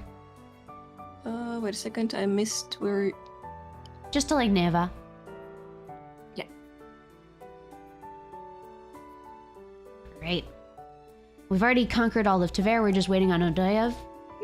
Because we didn't call them into the main war, it's going to be a little bit more expensive to take them, but honestly it's worth it. They're a very tiny little country and nobody's really there to get angry at us either way. One of the big issues you'll run into if you expand too fast in this game is aggressive expansion. Basically, if you expand very fast, all of your neighbors are gonna say, whoa, you can't do that. And then they're gonna join together in a coalition to try and stop you. So if you're safe about it, you can avoid that. If you're smart about it, you can avoid it. Some of the best ways to do that are, ignore that. Don't worry about that. Some of the best ways to deal with that are to attack different countries of different cultures, because if you attack a bunch of different ones, then they won't band together, because they don't like each other. We're in a very good position to do that because we're between the Orthodox, Catholic, and Muslim worlds, so we can just sort of attack one, then the next, and none of them get angry at us. The other way is to just slow down a little bit. So if people are getting angry at you, just chill for a little bit, recoup your losses, that sort of thing. Great, so this should fall soon.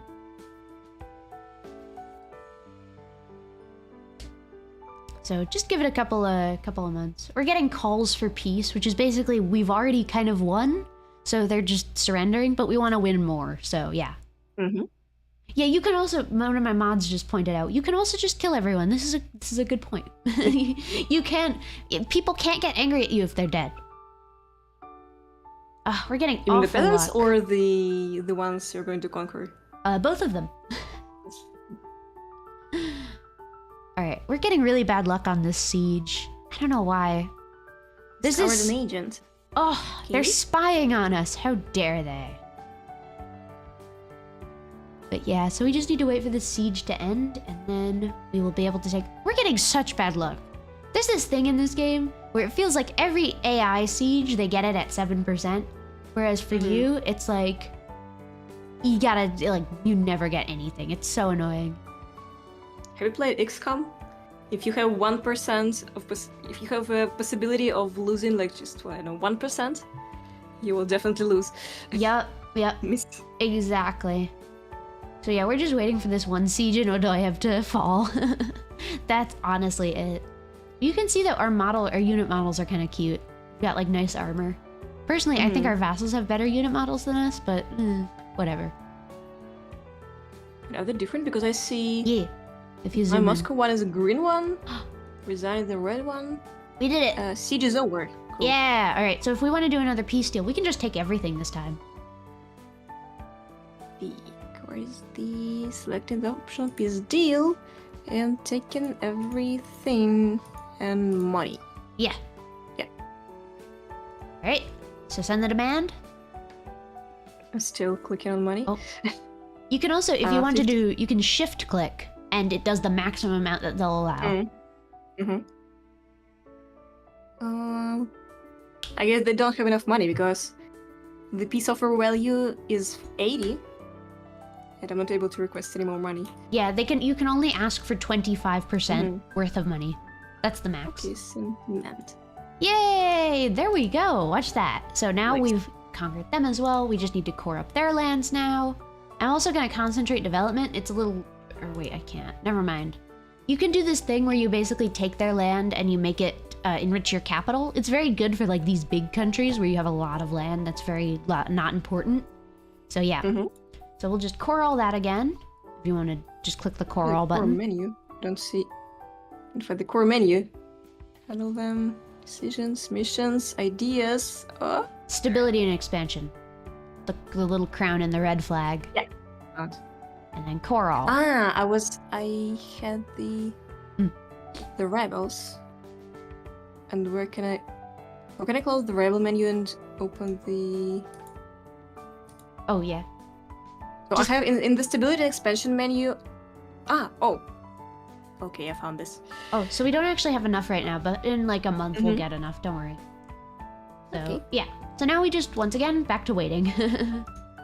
Alright, so we'll just get our armies sort of in order. And let's see, when does our truce end with these guys? Okay, so in 10 years we get to attack Novgorod again. If you beat up a country bad enough, then they get really sad. Oh, we've got rebels. So if you want to just move our army that we have all the way up there, just over to go deal with them.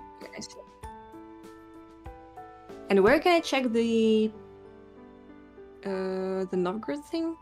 Oh, so if you click on the red flag, right? In the top left corner? Or wait, sorry, the truce or the... Yeah.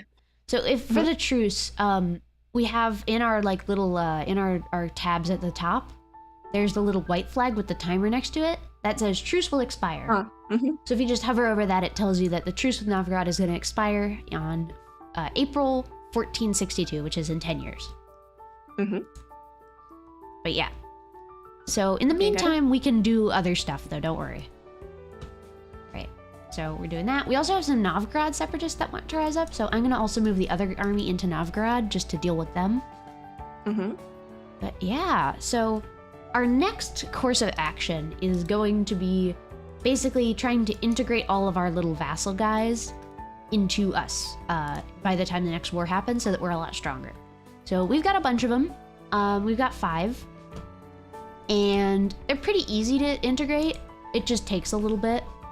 So we just need to get them up to a very high amount of liking us, above 190. So we've already gotten 2 of them up to there, so we're good.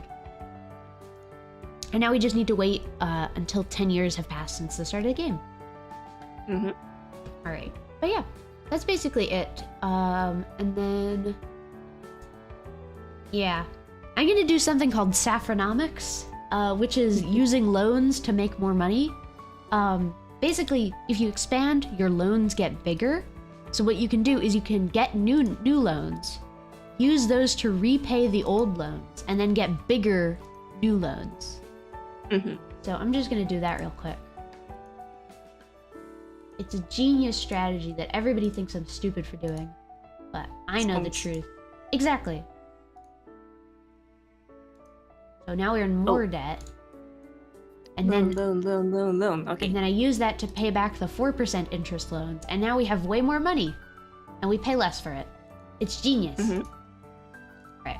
Oh, and we can Where also... can I check the loan list? So once again. the loan list, if you just hover over the little yellow pop-up of the paper with the timer on it, just shows you when it's due, how much is due. So the loans are now bigger, and we have more of the money. That's a little fun trick. But yeah. Oh, we could also seize land from our nobles again. So if you go to the Estates tab, we can do those interactions now. Seized land, this one. Yep. Okay, confirm seized land. Yes. Yep. So now everybody's gonna be a little angrier at us, but we get more land, so it's okay. We can also summon the Diet again, so I'll do that. We get some options. Stability at least 3. I think I'm not sure we'll be able to reach this one. No, I don't think so. Manpower level at 50%. Sure, we're not gonna be at war for a while. That would be good. What's the last one? For burghers or for Cossacks? Oh yeah, we have 4. I forgot. Yeah, we have for burghers, it's manpower level at least 50%. For burghers, we need base production column is at least 4. And for Cossacks, we have more than 5% of the army are Cossacks regiments. Let's do the manpower one, because we're just going to be sitting around for a little while anyway, so it's not like we're going to be using our manpower. Oh! We've got rebels. If you want to go deal with those. They're in Tajork. Wait a second, I need to... sorry. I need to pause to think. Wait a minute, thinking. So we had rebellious dudes in Priazorsk previously. And one current stability. So we dealt with that. So in third, they are already. This is a new rebellion, yeah. Progress until next uprising. So I can just send my troops from Niva to the Torjok one. Yes, exactly. Right. Okay, I'm pausing. They'll siege down the province, but then we'll just take it back from them immediately, so it doesn't really matter. They get a little bit of separatism, but, you know, who cares? Right. So, just go on in.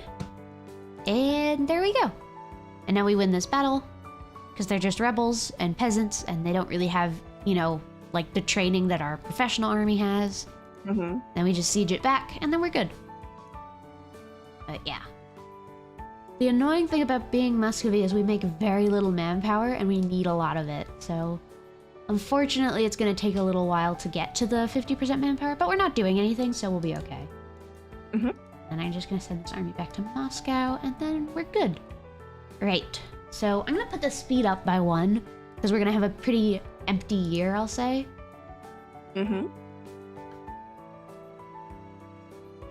But yeah, so yeah, we're just going to wait around a little bit. Let me know if there are any events. Oh, you're lagging behind, unfortunately, so we can't go... Yeah. The struggle of bad internet and multi-continental multiplayer. Oh well. So we'll have to go at this speed. You can go a lot faster. I like to go a lot faster, but you really can't in multiplayer, unfortunately. Oh, and the Byzantines died. No! Constantinople! Sorry? Constantinople has fallen to the Turks. Oh, we just got our first tech, by the way. Is this the hammer thing? Against produce improvements? Or which one? So it's the little yellow pop-up with the money and the gear on it. Ah, I see. If you click on that one, you can see one of them is now blue instead of gray. Basically, we have enough power stored up that we can upgrade our military. So I'm picking it and...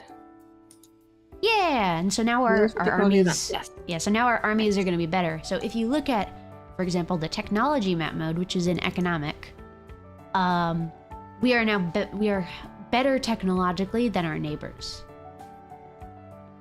Where can I... It's in economic. Oh, wait a second. It's the little gear. Yeah. So you can see we're yellow, which is not the best. We're a little behind on tech, but that's pretty typical for over here. But even worse, Kazan is still orange, Great Horde is still orange, Nogai is still orange. So because of that, we're gonna be able to conquer them pretty soon. So that'll be nice. But yeah. Great. And now let's just wait around a bit. And just wait and integrate our guys. That's about it. I think we did not core someone this time. Nope, they're all coring. Ah, yeah. Mm-hmm. It's just gonna take a minute. Mm-hmm. There we go, there's 3 of them. And we just have 1 more left and they'll core in a moment and then we'll be good. Pay the tribute. Gain the core, gain the core, gain the core.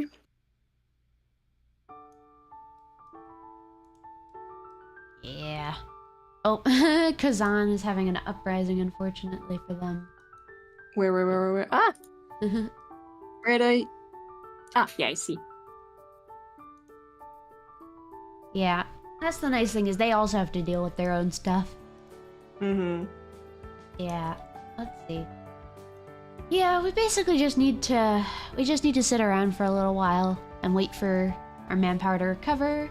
We have a salt crisis and we have an offer to trade favors for ducats from Resign.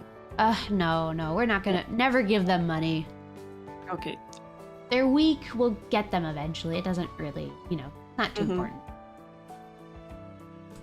But yeah. Let's see. I think we will eventually just have to attack Ryazan, which is going to be a little annoying because we allied with them, but that'll be in a while, so we're good. We want to take out Novgorod first. Gain 5 Patriarch authority, and Patriarch's estate gains 10 loyalty, or lose and gain 1 stability. Let's take the stability. Okay, losing 5 Patriarch authority and core. Yeah. And... Stability is very nice early game, because it keeps your country from falling apart. Vasily II Tomny goes into exile, Ivan Veliki goes into exile.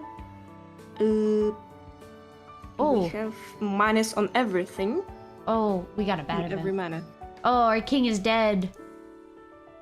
Oh, wait a second. Everybody's dead. Okay, well that's not good. Okay, so that's not ideal. We don't have a wife and we don't have an heir, so let's try and get those. How about? Who can we marry? Oh, we can marry Perm. Let's marry Perm. Yeah, we didn't get anything from that. That's not good.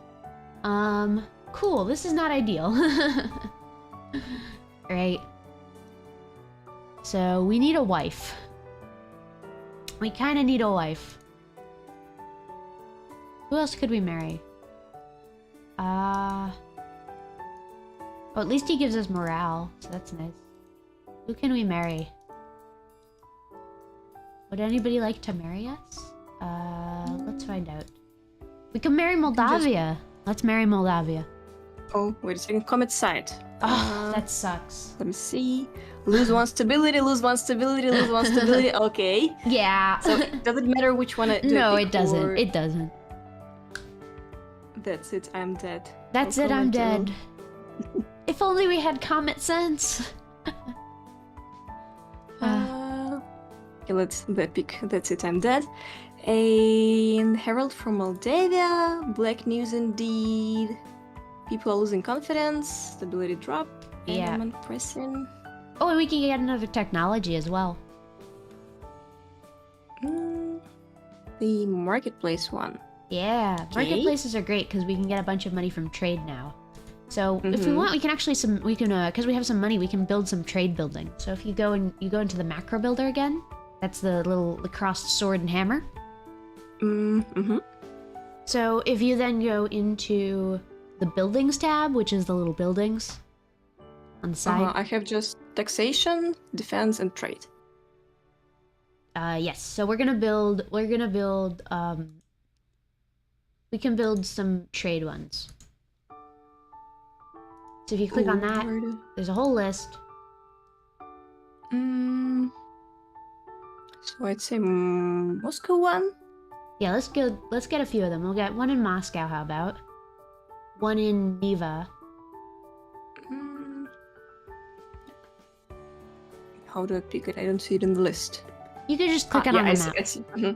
And let's just do that for now, because they're pretty expensive, but that'll be good. There we go.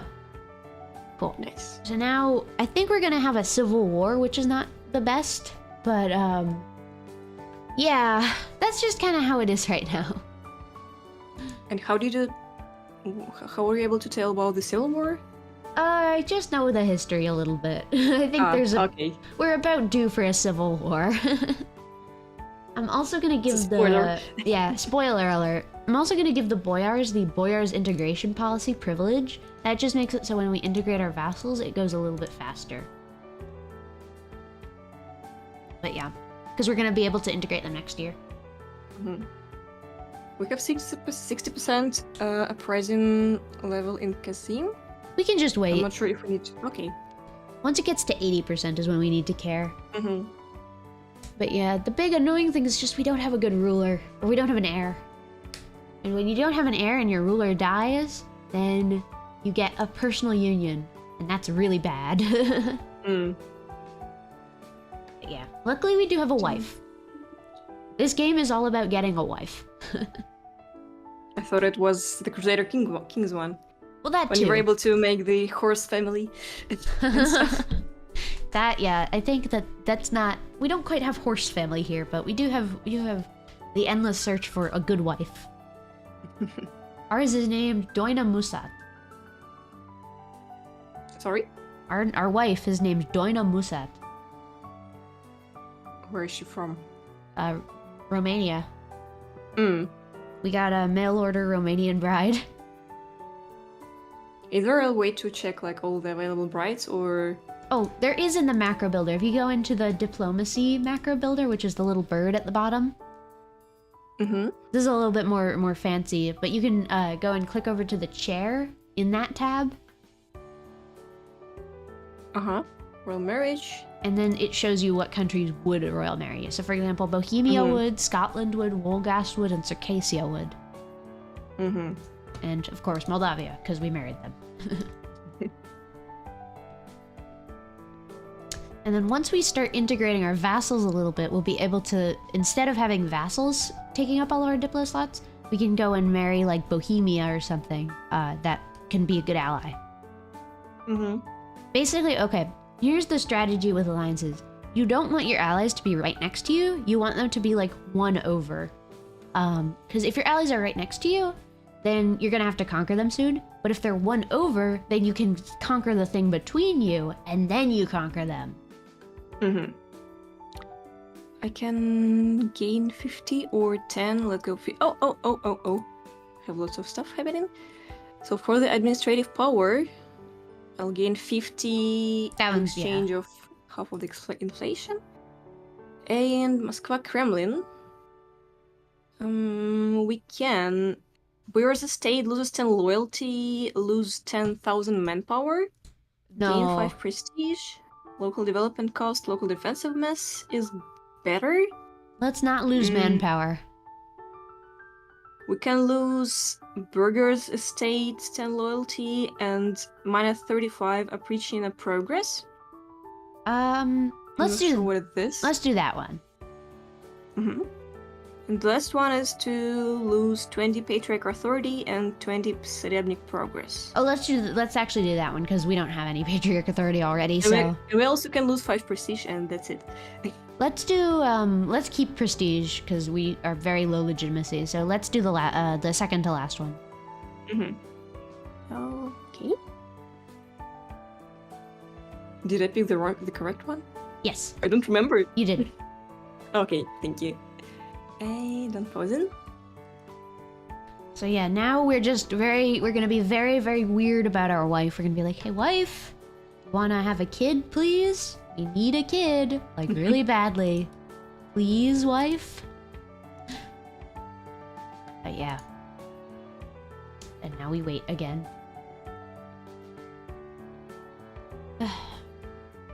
But this is going alright, I would say.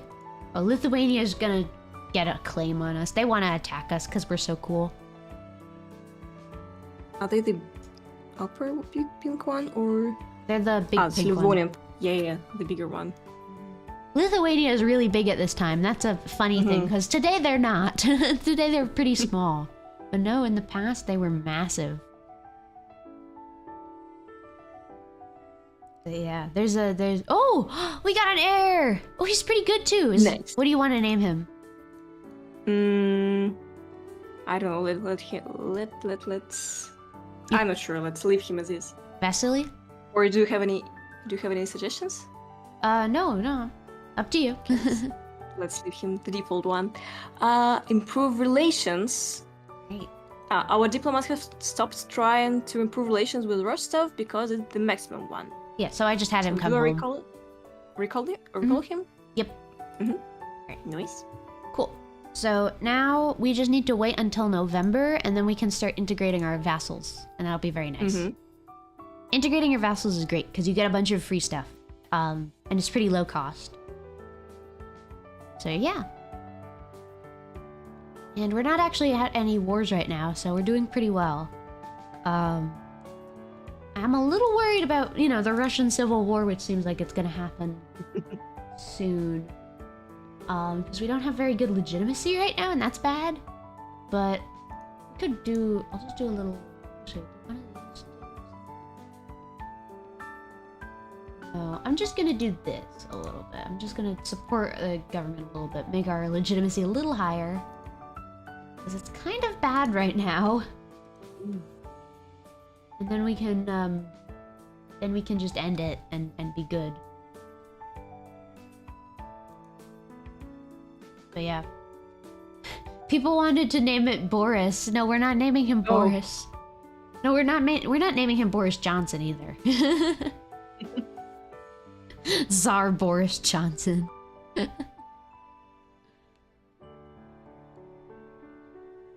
Legitimacy not needed, simply become a horde.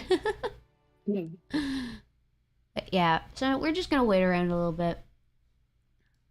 We're actually making good money too, which is pretty nice. Oh, we're gonna have some revolts, it seems, soon, but we're in position to stop them, so we're good, don't worry. Should we move our troops close? Oh, yeah, we're doing this. Yep. Oh, and one of our generals seems to have died, so let's get no, he's just been unassigned. Let's put him back. But yeah. I think it's already November or December. Oh, it is! So we can start integrating them. So the way you're gonna do that is you're gonna right-click on one of them. So Rostov is good. I think Rostov's the only one we can do right now. Yeah, and then I think 200. In influence actions, there's annex vassal. It's the second option. Next. Oh, and confirm. Yeah, so now we're gonna slowly annex them. It'll take about a year, and then we're gonna own the province directly. Oh, they said Jim Bob instead of not Boris Johnson, Boris Jim Bob. What is Boris Jim Bob? Is it someone existing or the Jim Bob? I have no idea. Oh, it's because 3 people said Jim, Boris, and Bob. So Boris Jim Bob. Can we also try to annex the Yaroslav one, or oh yeah, we should we wait until the first one is done? Yeah, we can do them both at the same time. And can I see what are the relations? We just need to improve with them a little bit more, because oh, our king died again. Are you kidding? Really? What happens to them? So we're gonna increase stability by just pressing the boost stability button, because we don't want to be under 1 stability. Where is this button? If you go into stability and expansion, where you did the coring, there's just a button that says boost. You just click that. Ah, okay, I see. So have you clicked it, or do I need to? You need to. Alright, and then we can also end the Muscovite Civil War, which is pretty nice. So just click that. There we go! And then, we get the next mission as well. We get... There we go! Nice! 2 missions pretty quickly done. Yeah, alright. So now... Nice. So, okay, we do have a little bit of a problem. Our son is very, very young. He is only 0 years old. He is literally a baby. So we need to wait 15 years for him to be old enough to rule on his own, which sucks. That really sucks. But the nice thing is his mom is gonna rule in the meantime, and she's alright, so we'll be okay. Great. So let's just wait around a little bit. If you don't Is it have possible? if you don't have the wife in charge, you can't do any wars or anything the whole time, which really sucks. But because we have the wife, we get to do that. Oh, there's separatists. You want to go deal with them? And if both of the parents are dead, the babies. Oh, if both of the parents are dead, then you get a Regency Council, which is just awful. You never want that. Oh, we have rebels if you want to take care of them. Wait a second. Sending them to rebel successful. No, I'm going to deal with this. Kill them. And this rebel uprising in Tver. Kill them. End them. None of that. Are they moving? Yes. Sure. Yeah. And there we go. Nice. Alright, and then we just need to take the province back and then we're good. Mm-hmm. There's no ordinary baby staff. This is the legendary Jim Bob Boris. Jim Bob Boris Valisi Rurikovic. Sure. I'm actually gonna change our focus in the points from military to admin, just because that's what we need right now. Mm-hmm.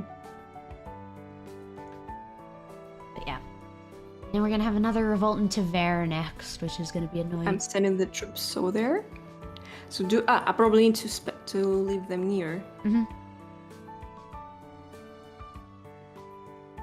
I think they always revolt in the highest dev province of the ones that are gonna revolt. So probably Tver. They're highly developed. They understand their rights. Yeah, exactly. Let's see. So we're gonna annex Yaroslav soon, and then or Rostov, and then we can start annexing Yaroslav right after. Mm-hmm. And you can see other countries are doing that too. Denmark just annexed Holstein. So yeah. Mm-hmm. Everybody's starting to get everything annexed. Oh, there we go! Yay! And we get some prestige from that too. Nice.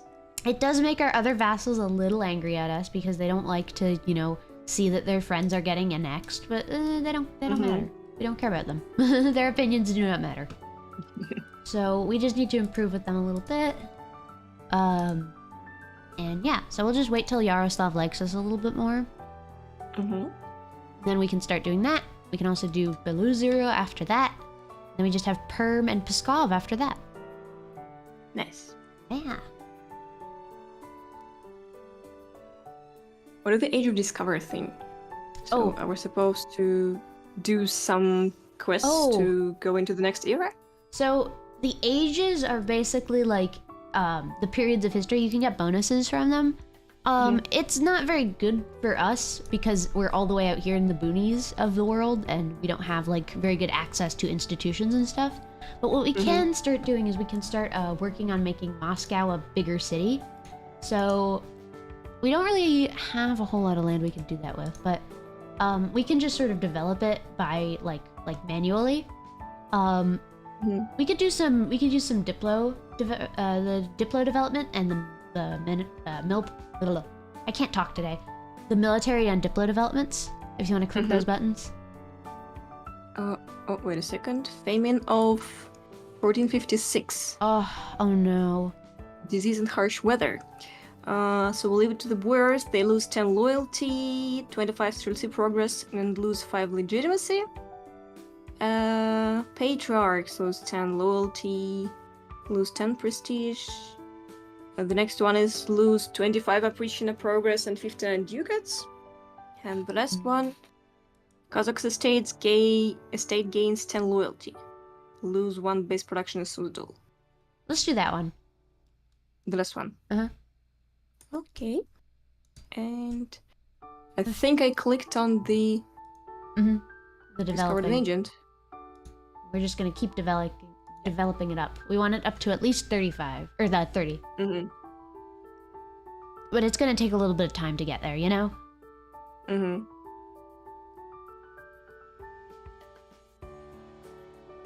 But yeah.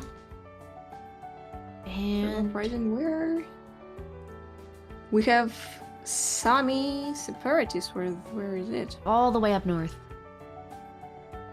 We can't even put an army up there because there's no supply. So send one to Neva, I guess, but that's about as close as you can get.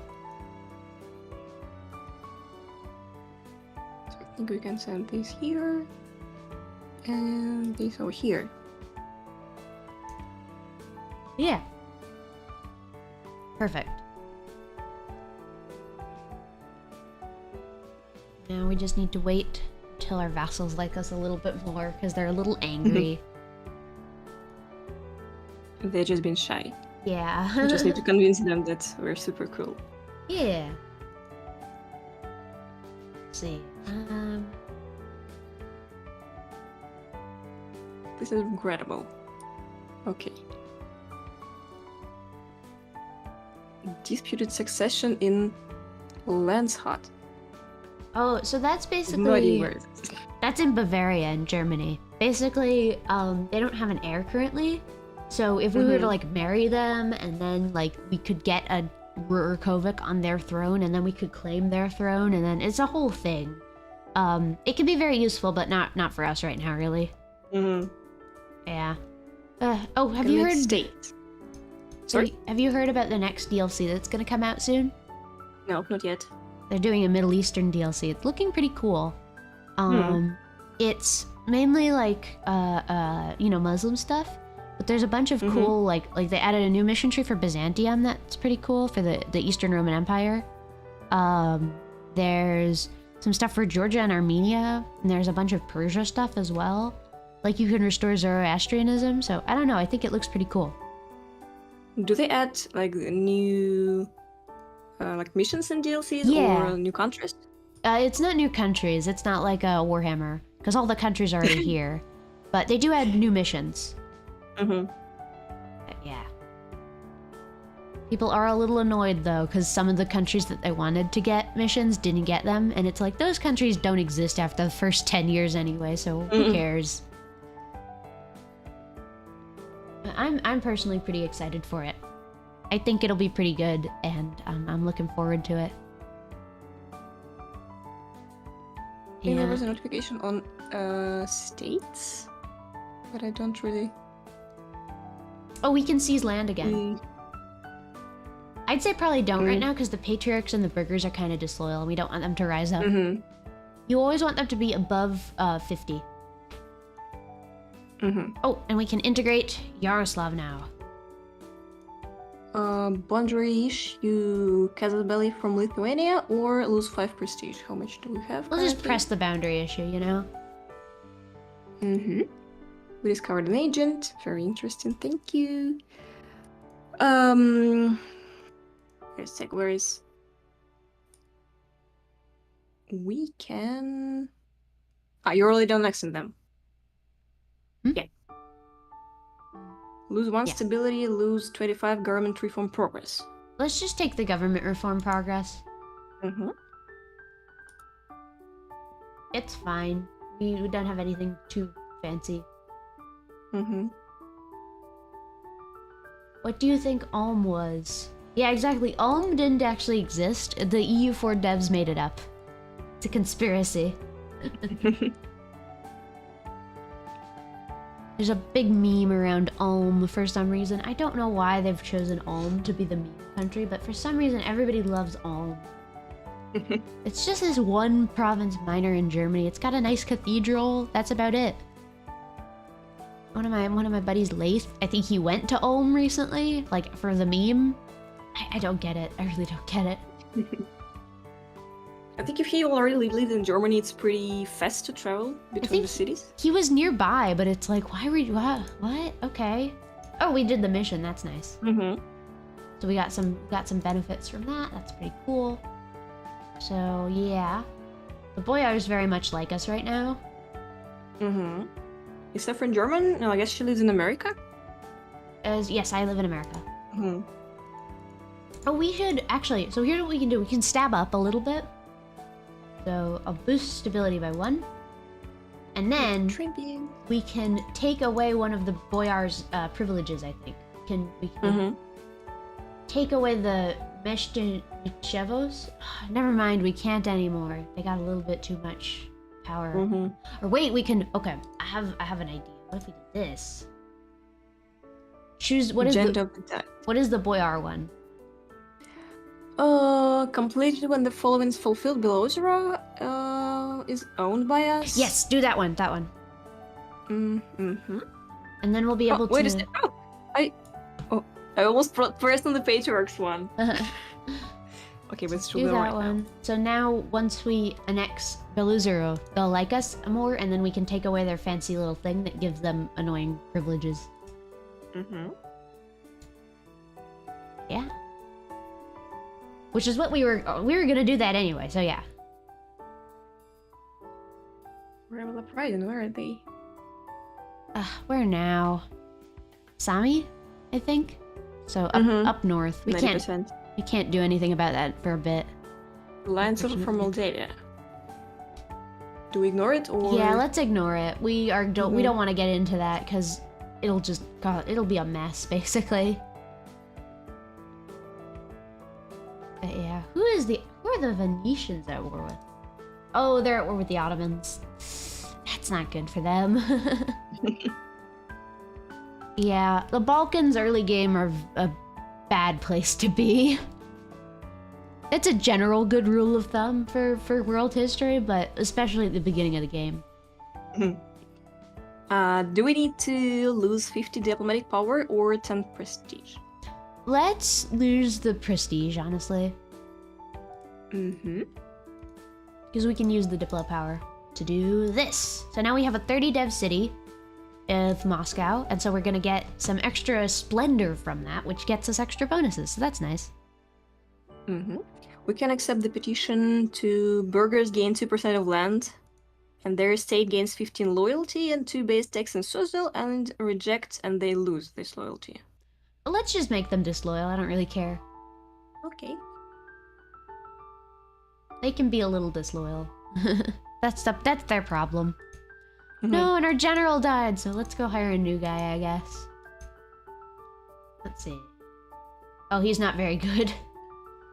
And where can we hire the general? So if you click onto an army, at the top of the screen, you'll see Yakim Shezhvrimichev.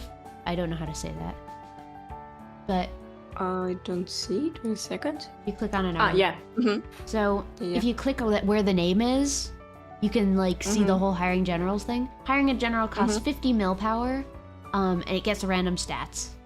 So we have 2 currently. We have Lavrenti Rajevsky and Yakim Shredrev.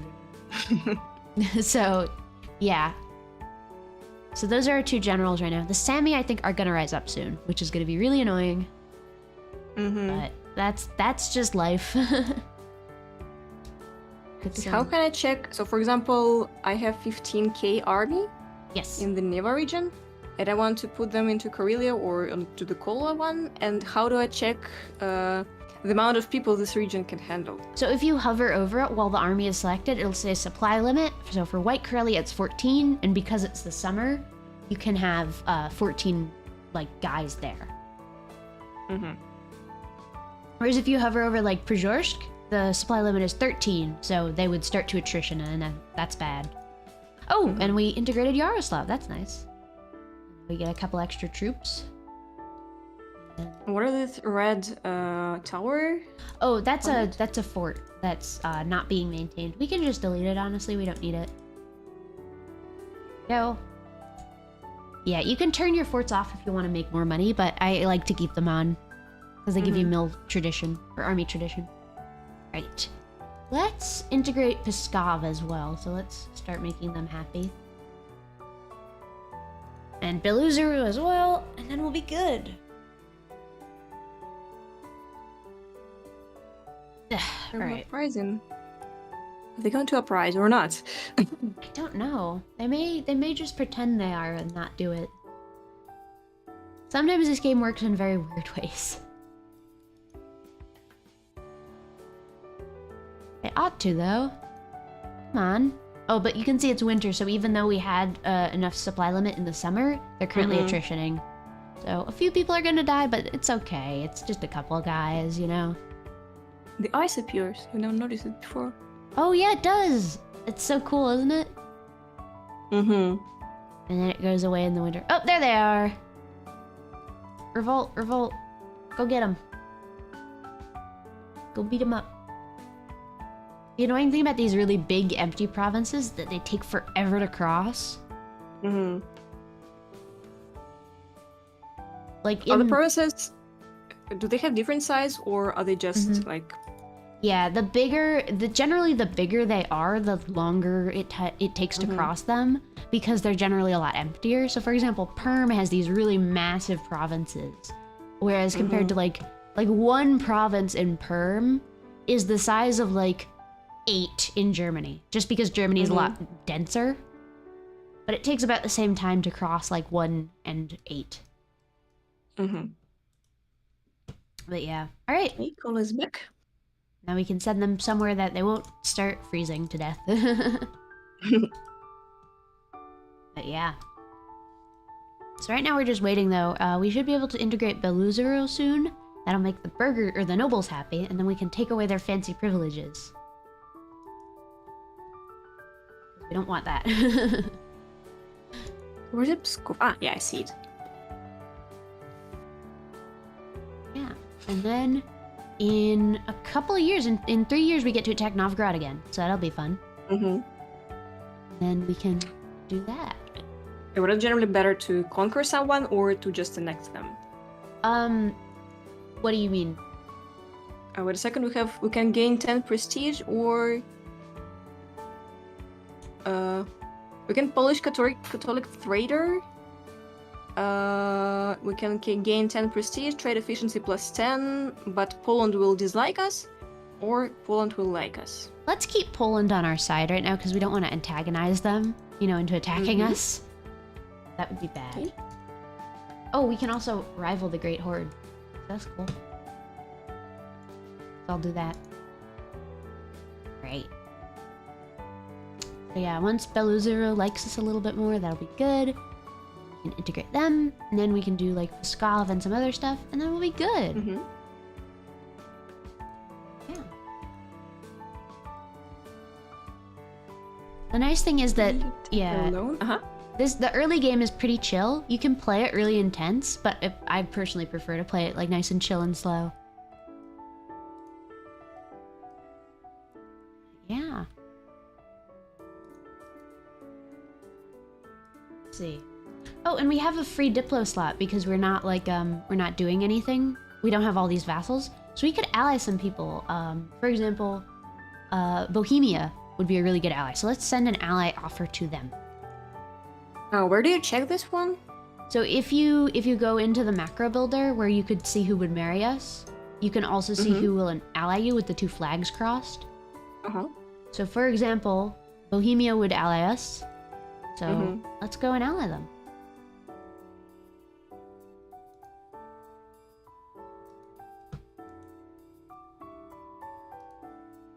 Yay! And they'll probably ask to marry us in a minute too. Yeah. Alright, and then we'll be able to integrate these guys pretty soon. So yeah, it's going pretty well. I think, why is France at war with Burgundy? What's going on here? Sorry? France is doing some stuff. They're doing some conquest. Oh, Burgundy, no! Oh, I accepted the marriage without reading. That's fine, yeah. Okay, sorry. No, don't worry. I always hate it when Burgundy dies, because Burgundy is a really fun country to play. It's probably one of my favorites. But unfortunately, they always die so soon. Yeah. 8 pretender regiments rise up in the revolt in Nizhny Novgorod. Ugh, that's annoying. That's so annoying. Can they not? A revolt in the same place, and we have sent the army. Yeah, they're going. Oh, and we can start integrating these guys as well. So that's nice. Next Vassal. Cool. These Novgorodian particularists, do we need to do something with them? They are not on our territory. No, they're in their... that's their problem. Who cares? That's their problem, not ours. But yeah. Oh, wait, so pretender rebels, they like to stick around. You can't just kill them once, you have to kill them twice. It's really annoying. Gotta go beat them up again.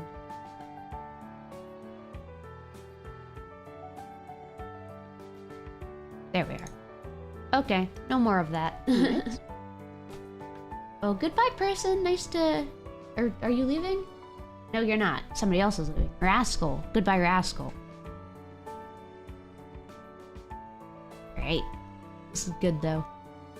You have, like, different speeds of integration for vassals based on, like, how similar you guys are, basically. So, for example, with Beluzeril, we are the same religion, same culture group, and we have high diplomatic reputation. So because of that, we can annex them way, way faster than if we were trying to annex, say, like, Sweden, where we have different religions, different cultures, and yeah. And do we need, for example, I've seen we can invest money in Kazimov because they're Muslim and we are Orthodox. Oh, so we do we need to do this, or we can convert them eventually, but I don't think we can do that right now. Yeah, right now we can't, unfortunately, because it's a non-accepted culture and stuff. But yeah, eventually we'll be able to convert them, though. Don't worry. But yeah. Yeah, it's fine to have a few non-Christians in your country every now and then. Like, it's not too bad. Alright.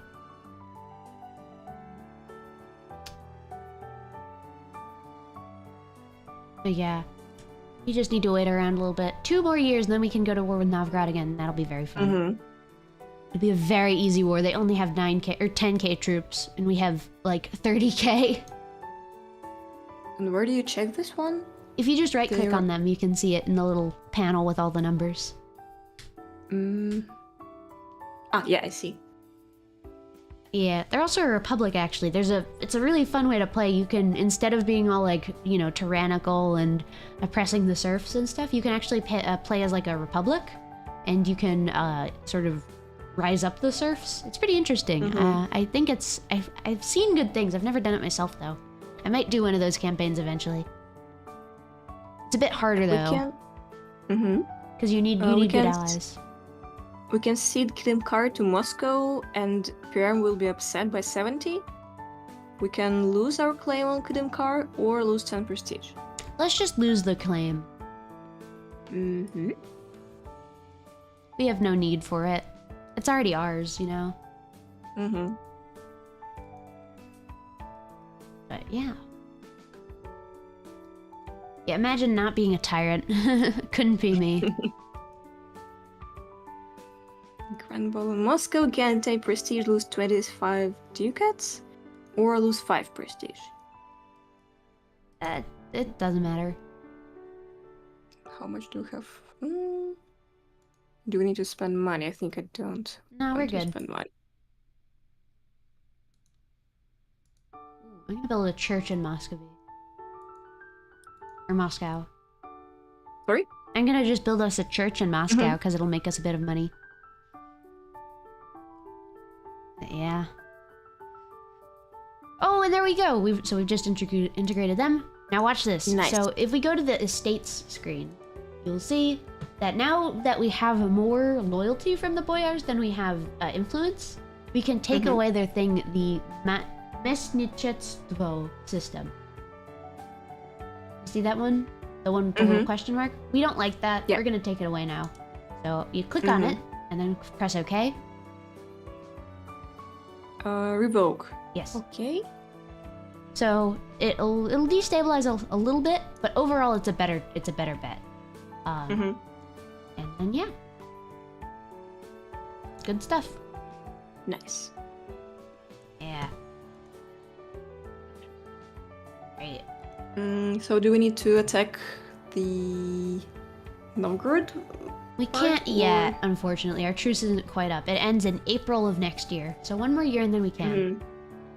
But we can like move our troops up to get in position, you know? Mm-hmm. Kind of. Not really. But yeah, you can see though their capital is in this little nowhere province of Kolmogori. Mm-hmm. So we're gonna just need to siege that, and the rest is gonna be super easy to take. So yeah, it's really not gonna be a hard war at all. Just trying to find a province to stick our army for the time being. Let's put them in Molga. Right, there we go. And now because every time we integrate our vassals, we also get to take their armies and make them a part of our army. So now we have their whole army. So we have like 40,000 guys now. Request for military access for Livonian order. Yeah, that's fine. The one here. They're having a problem over there. They're fighting Danzig. And Danzig is... Yeah, so they're having a bad time. Oh, we can do an interaction with our government. So we have a unique government. We have, I think, what is it? It's like we have a Russian principality government. So we get these unique interactions that we can do. So if you see the little green icon with the little guy with the beard. Mm-hmm. So if you click on that, we can do something. We can equip Streltsy. We get some manpower, some infantry combat ability, and some war exhaustion loss. So let's not do that right now, but it might be useful during the war. Mm-hmm. Okay. Yeah. We also... Yeah. We So also that's- got... yeah. Almost got everything else. Yeah. We just need to do a little more integration, fight Novgorod again, and then we're good. Mm-hmm.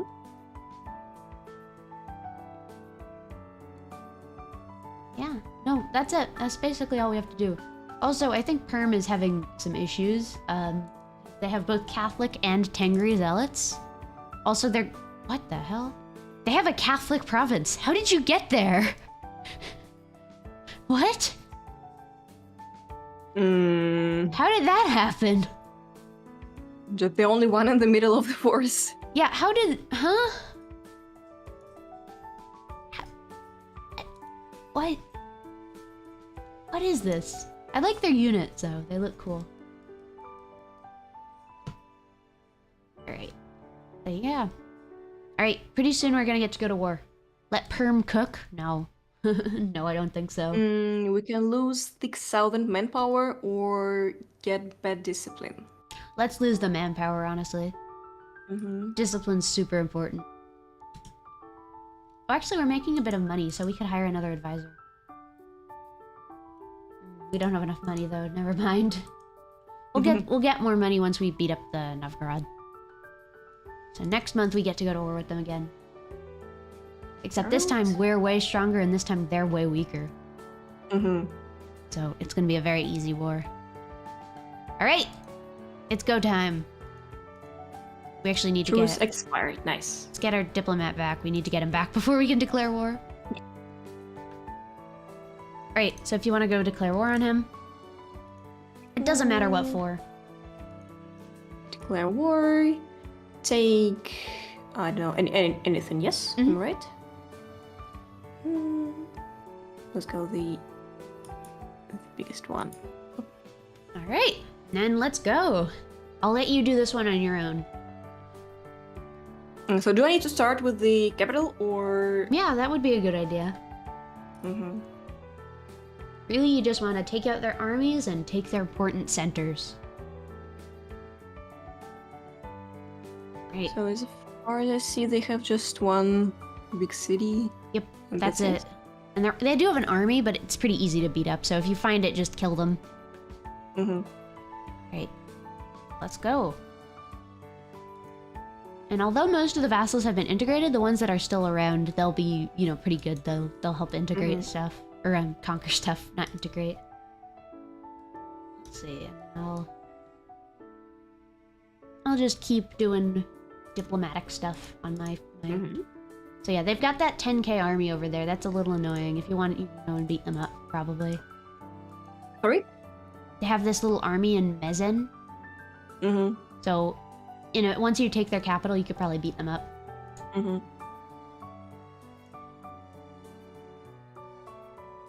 Alright. And you can also split your armies in half if you want. How much supply do this territory have? Can I see it somewhere? If you gotta hold the army and then hover over it.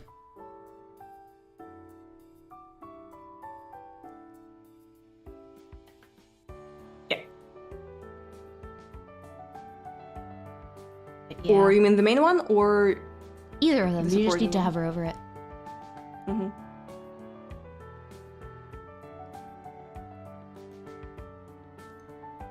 What is going there? Pay the tribute. Yes, I'm paying. Pretty soon, though, we're gonna be strong enough that we can beat them up, and then we don't have to listen to them. Mm-hmm. Oh, they're allied to Uzbek, which is really annoying, but there's nothing we can really do about that.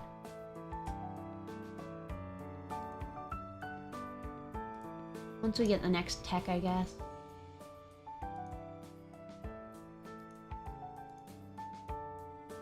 I like the map painting part. Yeah, it's You very just- fun. Click on them and they convert into color. Yeah. Moscow, yes. Oh, wrong one. Stay here, stay here. Gain. Do you get local text modifier or lose 10 prestige? Let's get some ducats. Mm-hmm. Oh, and there we go, we got it. So let's go beat up their army now. Oh. Because they're stuck over there in that corner.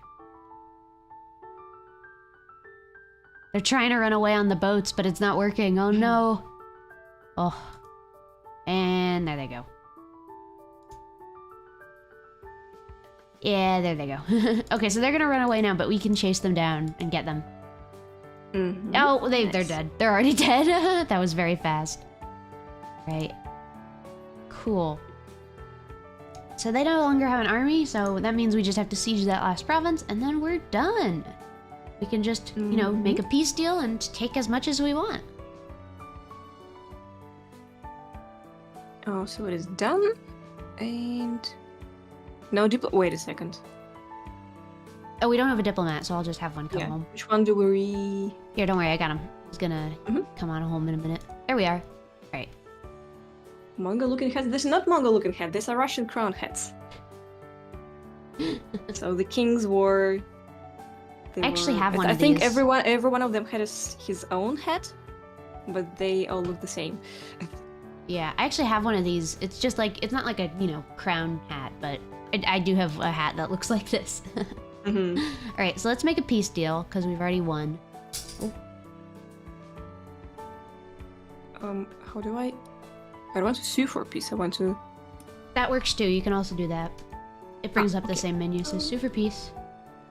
So I'm asking for everything. I think you should be able to honestly just take all of their stuff in this war. Yeah. And money with shift. Yeah. So, Suggest wait a second. I can't. Peace offer value 117. No. sometimes it glitches out a little bit. Yeah, just do it manually then. 103. Yeah. And there we go! So now, as you can see, we've got another mission, if you want to click on that. Where? Which one?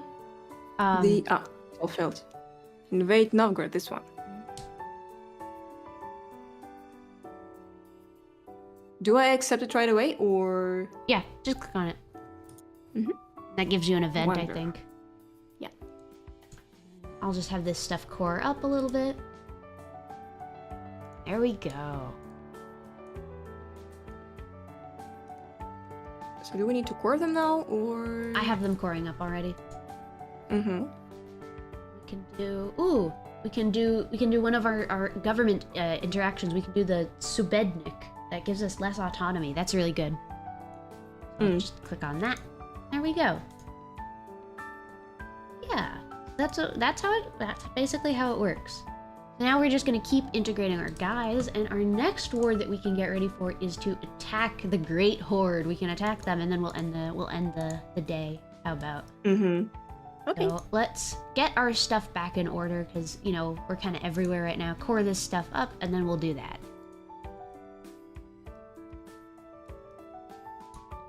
We can look at what the rest of Europe is up to. Oh, Saleh is independent. The Pirate Republic of Saleh in Morocco. Interesting. And do we need to split army into the small batches? Because some of the provinces there have like 12 supply limit. Oh, we're just sending them home. They're not gonna like stay there for long, so it's fine. No, I mean like after Oh, no. everything is fought. Okay. No, because we don't really need to have armies up there. Except if it revolts, but I don't think it will. Someone requests a request for military access from Luneburg. What? I don't know why they always ask for this stuff. Like, they're not even at war. What are you doing? Like when you play Civilization, you just request everything from your friends. Yeah. All the peace treaties. Exactly. Alright. We just need to keep improving our vassals, make them like us, and then we'll get a subjects thing, which gives us some extra stuff. And yeah. We also need to attack Ryazan eventually. Actually, because we don't need them really as an ally anymore, so I'm just gonna break my alliance with them. Screw them. Do we need to pour someone who have available? Whoa! Look at Danzig. They're pretty big. What the hell is going on over here? What? What is happening? This is very strange.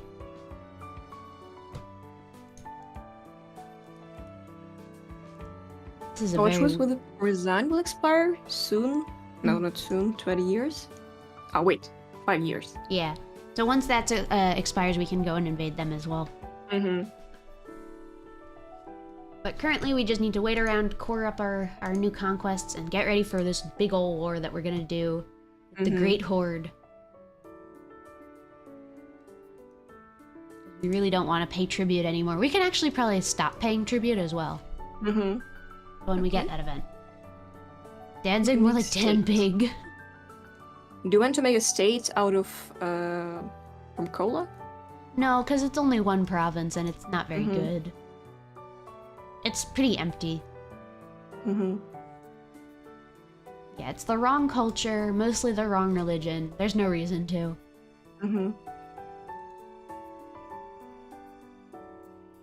But yeah, and then... What the? Oh, okay. We can gain 1 innovativeness, but every 1 round will change their opinion by 50. No. Or we can gain 10 prestige, and the Kazan's opinion on Moscow will change by plus 50. Let's do that one.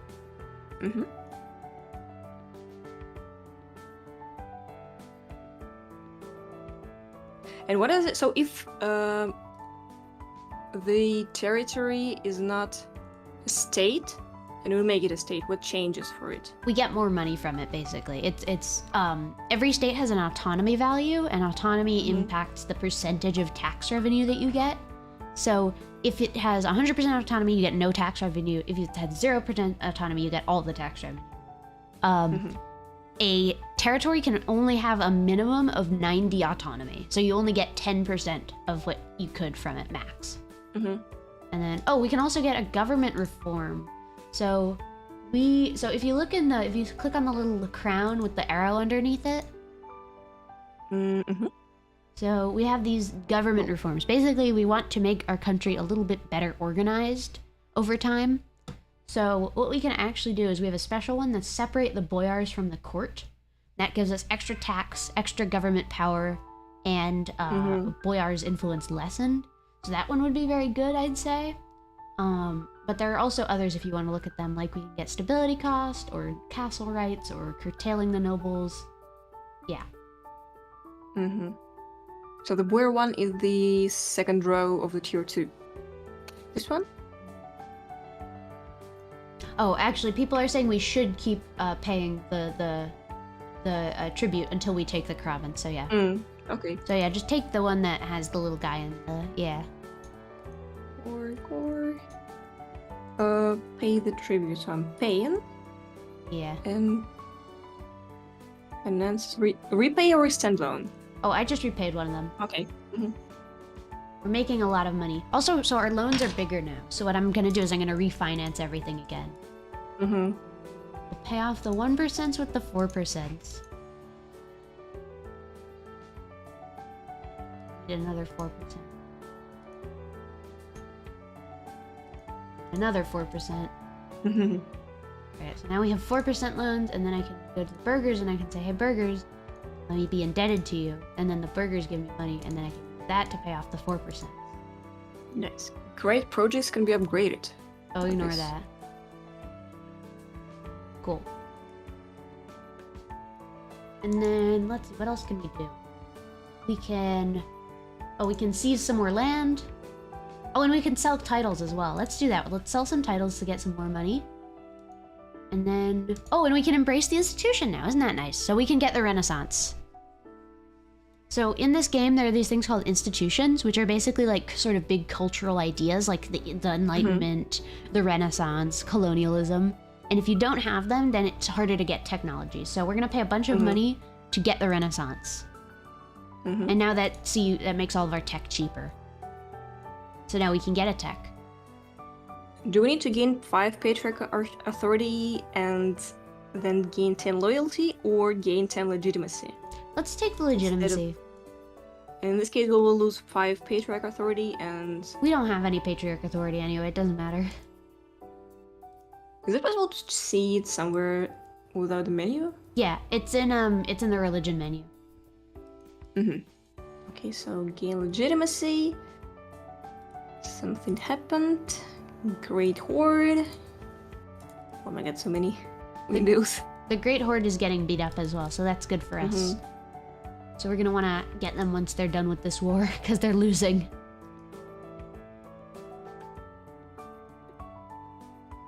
I thought Stellaris has lots of windows, but Yeah.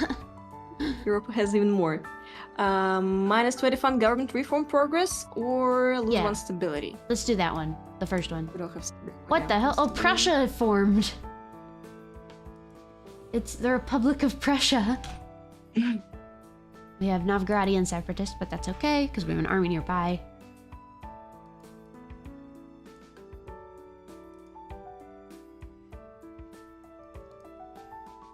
People want me to fight Lithuania, but I think that's a bad idea.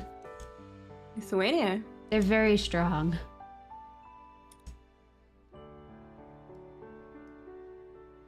They have 18k of the army. But they're also they're a personal union of Poland. And yeah. Oh, revolt.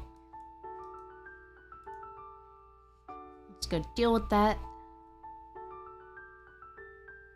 And Poland has 30k, okay. Yeah. I'm just passing by, nothing. Yeah. Just like Civ, right?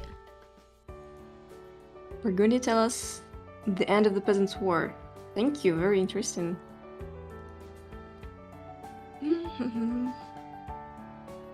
Rich unrest. Paying tribute.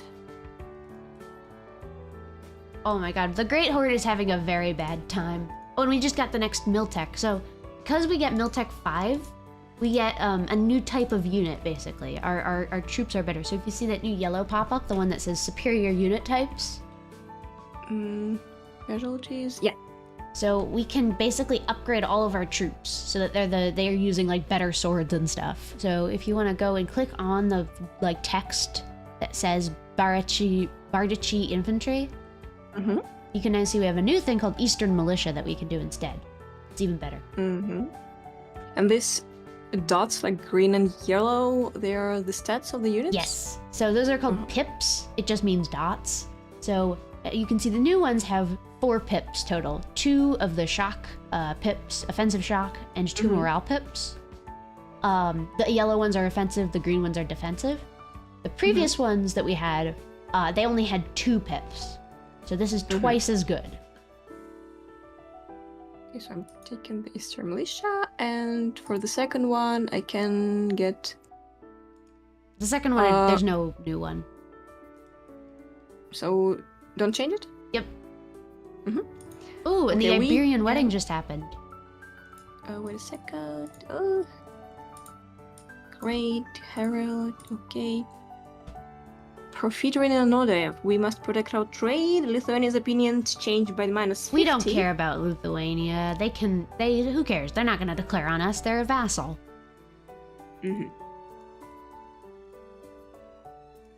Innovativeness is decreasing. What happened? It's just because people have better tech than us, but there's nothing we can really do about that. Everybody has bad tech right now. Especially England. England is literally in a dark age right now. Like, they are red on the tech map mode. England has worse tech, has on-par tech with Bosnia, Crimea, and Nogai. They're not having a good time. Yeah, Ryazan's a good target once our truce is up with them, because they don't really have any allies. We do have a royal marriage, but that's fine. And I also want to attack Great Horde, because they're having a very bad time, but we have to wait until they're... The problem is they're losing the war so hard right now that we can't even actually attack them. But can we just, I don't know, join the existing war, or...? We can't, no. They're already in 2 wars. Basically, the problem is that if a country is at war with enough people, then their provinces get split up among so many different occupiers that none of them will peace out because they don't have enough war score to get what they want. It's really funny. And what is the solution for this? The solution is you just wait, basically. Oh, great. And so now we can integrate Pskov as well. So maintain a recall? I recalled him. So now we're integrating Pskov. And then we'll get those 2 lovely little provinces over there. And then all we have left is Perm.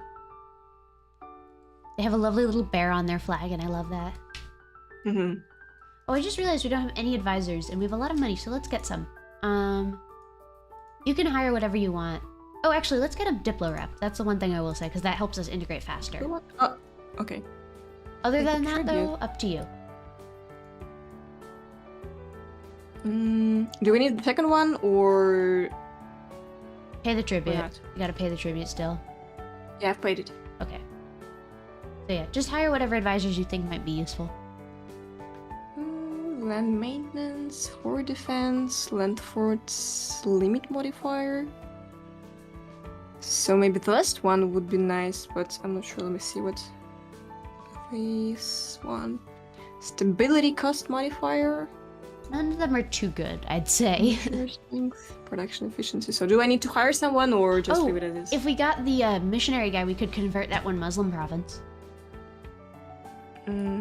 Missionary strength +2, yes. Let's do that. Now we can, I think, convert here. If we get an edict, we can. I said we can convert here. Where, sorry? This Kasimov province. So as you can see, now that we've like got enough power, if you can see the little purple cross up in our alerts. Ah, yeah, I see. So you can see that it'll take 144 months, so 12 years, but we could slowly convert this one province. So let's do it. Okay, I'm sending.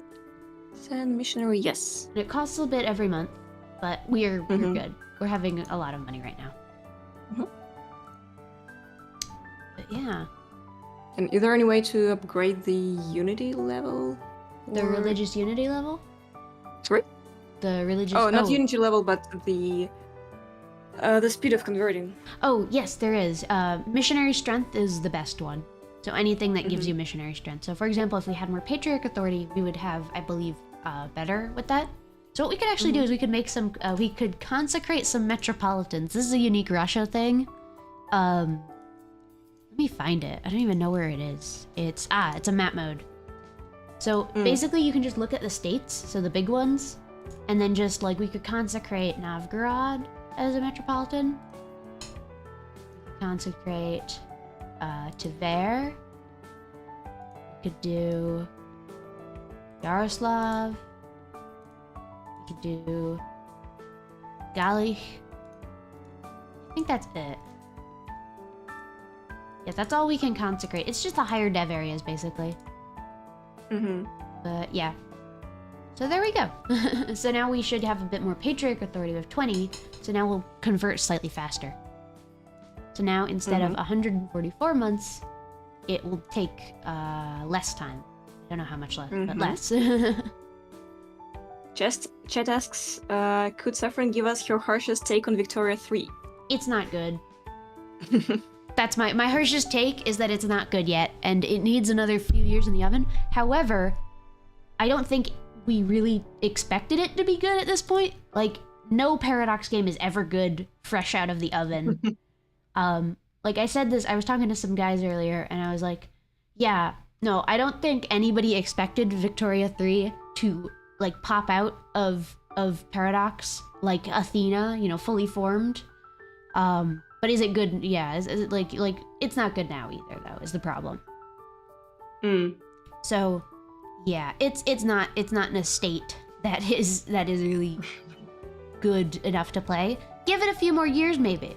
But, like, this is a 10-year-old game, and it's getting good right now. So, give it some time. And more DLCs? Yeah.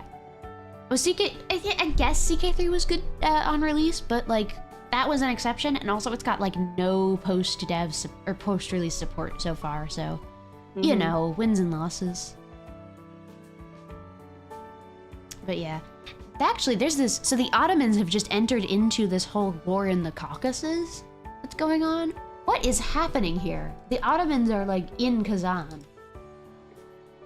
What is going on? This is a mess. But it's gonna be great when we attack them. So, that's nice. Wait, Ottomans? Oh, wait, let's attack the Kazan right now. Because they're really weak and isolated. Let's do it. So do I need to send the top units? I got it, don't worry. Okay. We'll do a reconquest too, because we have Perm. Oh, that's nice. Oh, and our royal marriage is done with Rzan. This is a good time overall. Great. And their allies won't join. That's so beautiful. Oh wait, no, they have Chagatai. Never mind.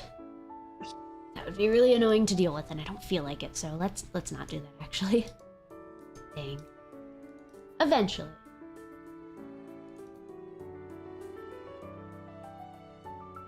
So the red one is Ottomans and Kazan is... the yellow ones. Okay. Yeah. Let's wait, actually, because they have an annoying ally. Chagatai is pretty powerful, and they're very far away, which means we'd have to walk all the way to, like, China to fight them. Yeah.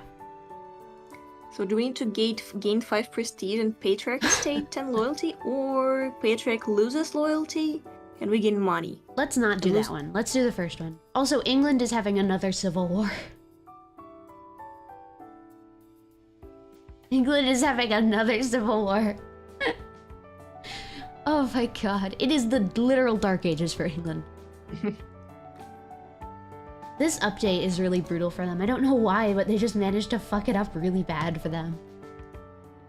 But yeah, and then we can attack Ryazan in a moment as well, because our truce with them is almost up. Oh, and our regency is almost up. This is a good time. We're really going strong right now. I could have forgotten. Do we need another one, or...? Nah, we're good. We don't need to do anything right now. Yeah. Oh, and there we go. We've just integrated Pskov as well. Nice. Nice, yeah. So now we get this other lovely fort. We are losing a bit of money. Are we over our money? No, we're not. Right. We don't need this fort. It's not a very good fort, so let's get rid of it. And how to get rid of the fort? Oh, it's just like, you click on it, and then you go to the Buildings tab, and then you can just destroy castle. Buildings...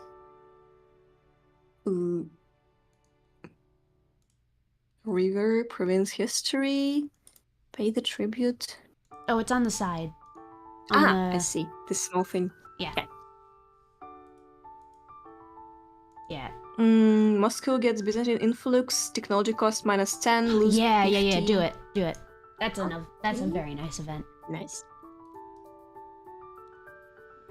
And improve with Perm, and then we can soon integrate Perm as well, and that'll be lovely.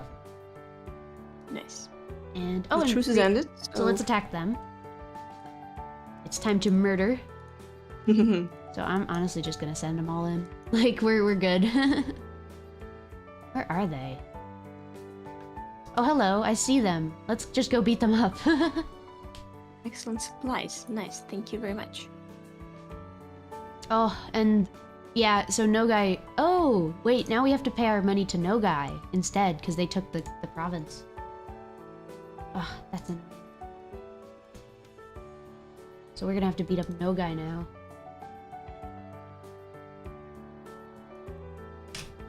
But yeah, and then I'm just gonna split up the army a little. Mm-hmm. So we can go in siege.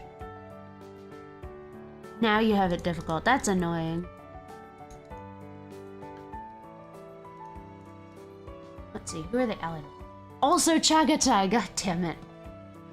So it looks like we're gonna have to fight Chagatai eventually. Where are they located? In the middle of Asia, like really far away. Ah, they're behind the... Yeah, they're hidden. Mm-hmm. They'll probably even come over here to fight us. It's just gonna be really annoying. But yeah. Alright, so once we take Ryazan... Honestly, I'm just gonna order an assault. So you can speed up the siege at the cost of manpower. It's generally not very good, but I want this to be done with, so... There we go! Nice. So we took it, and now we're just gonna take everything in the peace deal, because I don't care. Money. And there we go! So now we've got that, and I think we get a mission for that, if I'm not mistaken. Yes, we do! Yeah, I think we wanted to unionize everything. We can hire engineer, gain 40 military power for money, It's lose not 5 prestige, not or worth it. renegotiate the price. Let's just not get it. Okay. Decline the offer. Fine. Okay. Trading is banded. Oh, and we now have a new king. Nice. Oh, this is the one that was small. Consolidate Russia. Right. We have a new That's right. king as well. Mm-hmm. And let's get married. Who can we marry? We need a wife. Let's marry Moldavia again. See if they have a good wife. Yes, they do! Another Dorna! That must be weird, marrying a woman that has the same name as your mom. But yeah, and we've got a mission as well, if you want to click on that. The mission. Where? I don't see it. It's the little green one. Corruption. Claims. Ah, yeah, I see. Consolidate Consolidate Russia. Russia. Nice. Yeah. Nice. Did it work? Yeah, it I did. think.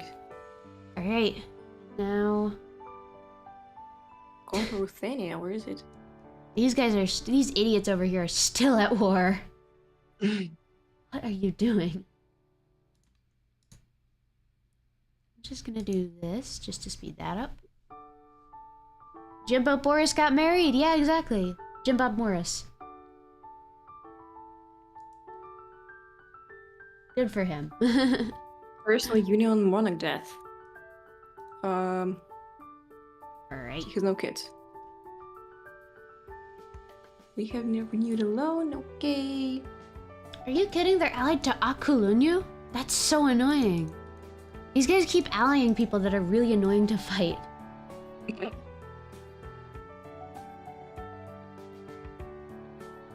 But, you know, should be okay. Okay, they're not at war anymore, so we can attack them as well.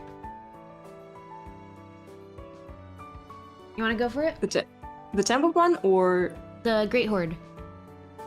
Okay, so if we declare war, Let's we would like to take... let's which take one close to us, like Tambov.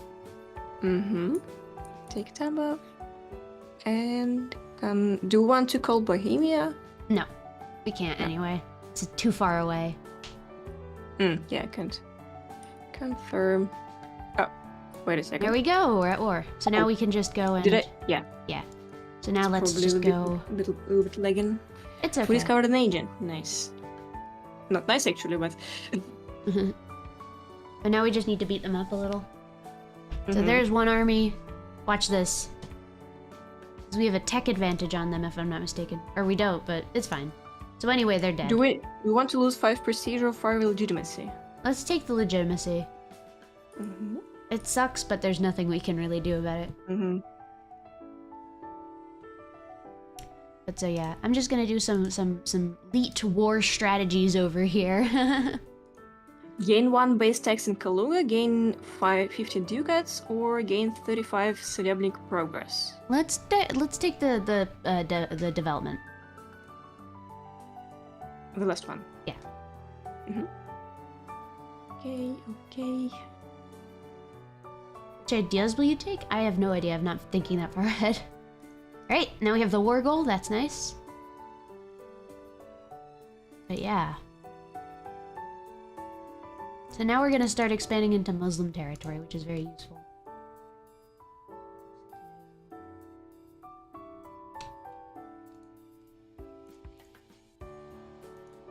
But we're gonna have to convert all of this. Little annoying, but you know, it is what it is. Into Orthodoxy or into our just... Into Orthodoxy, yeah. Is it possible to paint the whole map in this game? Yes. Or just... Yes, you can. You can do a world conquest. I have a friend, Cleo, who's done that before. It looks like misery, because eventually it's just you have to conquer all of these random little guys for no good reason other than you need to conquer them. It seems so boring. Also, why is Man is now owned by Scotland? What the hell? Every game weird stuff happens. That's just the nature of things.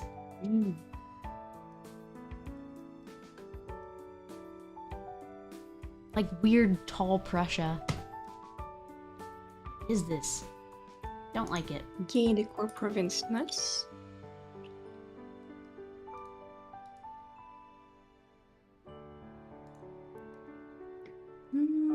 Oh, you're lagging a little bit. That's okay. Disease outbreak. Oh, I'm lagging, yes. Alright, we're gonna take Even the the capital. even the leg notices lagging for me. Cleo, yeah, Cleo mentioned. Cleo's really cool, guys. Everybody go watch Cleo. She's cool. She's a history teacher and also does EU4 VTubing. Yeah, you're just lagging a little bit. That's okay, though. Alright. I'm trying my best. Get better internet. Move closer to me. I recently discovered that the internet cores, they're just in the bottom of the sea and they're not fixed. They're not digged. They're just there. laying there. They just put them there, yeah. So there's all these memes about sharks biting the cores. They're not memes, actually. Yeah, it's real. They gotta It's really prevent possible. them. They like coat them with stuff that is like bad tasting to the sharks apparently, so that they don't. It's so funny. But yeah. The annoying thing is that I don't think we can... Oh, we could probably go to AQ, but I don't want to, so... Yeah. That's the thing that's really annoying, is when they have allies that are very far away, you have to like go all the way over to them, but... Oh! That was cool. Okay, so France just inherited Provence for free. That's... well, like a really low chance of happening. That's pretty cool. And they retried Joan of Arc. Do you know Joan of Arc? They're taking the Vatican, but I guess we can't. It's super small. Not really developed, so... Oh, they are here. Hi, that's funny. I didn't notice them. We'll send one of our armies up there, I guess, once it takes this. We'll just beat them up a little. The nice thing is they're sitting on one of our forts. Why did they conquer just one region and then went directly to the Because they're weird. center?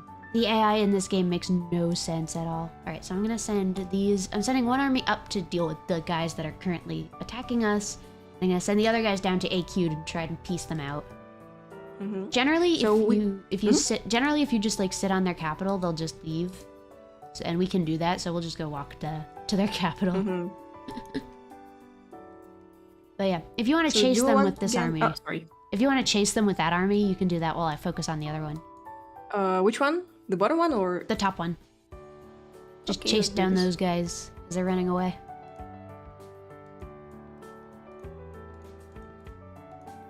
So we can gain a skill 3 natural scientist, Ooh, sure. Romanian heritage, or Inquisitor will work even harder to earn his place, and Let's we do will the yet first one. gain 50 power. Ah, sorry. Let's do the one where he has to work harder. The administrative power. Yeah.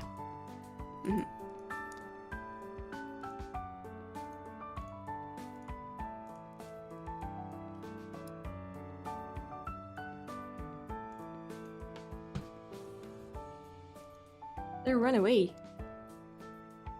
back to Kazan. It's always annoying when they do that. But go get them. Focus on getting them. Rebel uprising where? Don't worry about it. It's just Sunni zealots. They're just angry that we're trying to convert them. Can I go into Kazan? Or I don't think so. Oh, we can end the war now. We can get everything we want. Let's just do that. There we go. Would you look at that? Now we're bigger. And we can get another rival. Let's rival the Ottomans. That'll go great. And then we can start integrating Perm as well. Get another tech. And get our other army back. That's all the way down in the south for reasons. Why? Don't ask.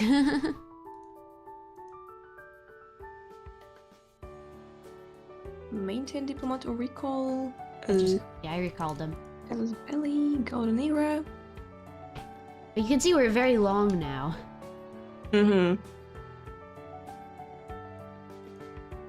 Guys, hi. Somebody in my chat says, guys, how find girl? Play EU4. It works. All the best girls are there. Yeah, exactly. That's what I've been saying. Great. But now that we're south, we could then, like, attack Nogai eventually. Take the province and stop paying them the rent. Or the tribute. Yeah. You could rival England. They have not fallen far enough yet. They're having a really hard time. They're really suffering. Hi, Corbett. Yeah, everybody knows EU4 is a girls' game. This is true. A rival to where? Oh, cool. I'm we're already here. dealing with it. Oh, and we got a kid. His name is Vasily, and he is a okay ruler, a little below Let's average. call him Boris as the chat requested. No, he's Vasily. Oh wait, Sorry? can you rename him? I guess, but I'm not sure if it works or not. Oh, you did! You named him Boris! Yay! He Or is. because of the legs, it's a little Yeah. bit behind. Lose 50 administrative power and gain 5 patriarch authority, or gain 5 prestige. Let's take the prestige. One, nice.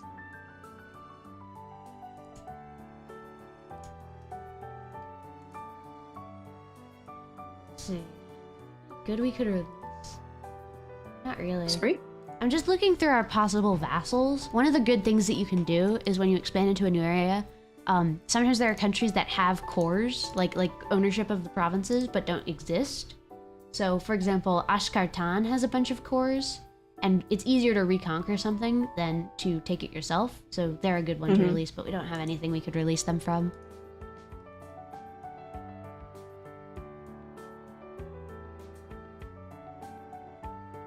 But yeah. Alright, but that was a good war. I want to integrate these guys, and then after that, let's finish up the stream, because it's been like 3 hours. Okay. So you want to make them cores, or... What, perm? Or... okay. Yeah, I want to annex perm, because they're our little guy. An agent. They must be integrated. And am I right that's on the next, like, not a stage, but age? The map will be bigger, for example, that the part that is Wasteland now, it will be also available. Not the part that's Wasteland, but the part that's like grayed out. Like the big white area, you'll eventually get that revealed slowly as time progresses. Because I see some part is just the forest, and it says it can be colonized or traversed. Oh, yes. So there's some parts, like Nanette, for example, that's just wasteland. That's just empty land. You can't do anything with that. However, if you see in the south next to Perm, there's that place Tura. That, if we take that, we can actually colonize and make it ours. But we can't do that for a while, unfortunately. We need to be Russia first. Can't do that until Admin Tech 10, which is a while away. Yeah. In terms of quest, subjugate Kazan. I think we're far away from it. Subject of Moscow. Perm does not exist. Yeah, let's do that one. We're already doing that. Won't exist soon. Sure, I mean, we're already doing that, so, you know, no harm done, I guess. And on the west, all provinces, Curonia area, Estonia, Livonia. Yeah, just do the perm one. No, I'm just checking what okay. quests do we have. 20 provinces. Oh my god, this is so far away. More acquisition. I'm gonna lower our autonomy because a lot of our provinces are pretty high autonomy. This is just like making them closer owned by us. And how do I do this? How do I do this? Oh, you just go to a province. If you just like click on a province, there's a little area in the section that says autonomy and then a percentage, and then you can increase or decrease it. If you decrease it, it gets a little bit angry and it wants to rebel, but you get more money from it. So I think it's pretty much always worth it to go and, you know, get everything more owned by you. Because slowly over time it drifts away from you.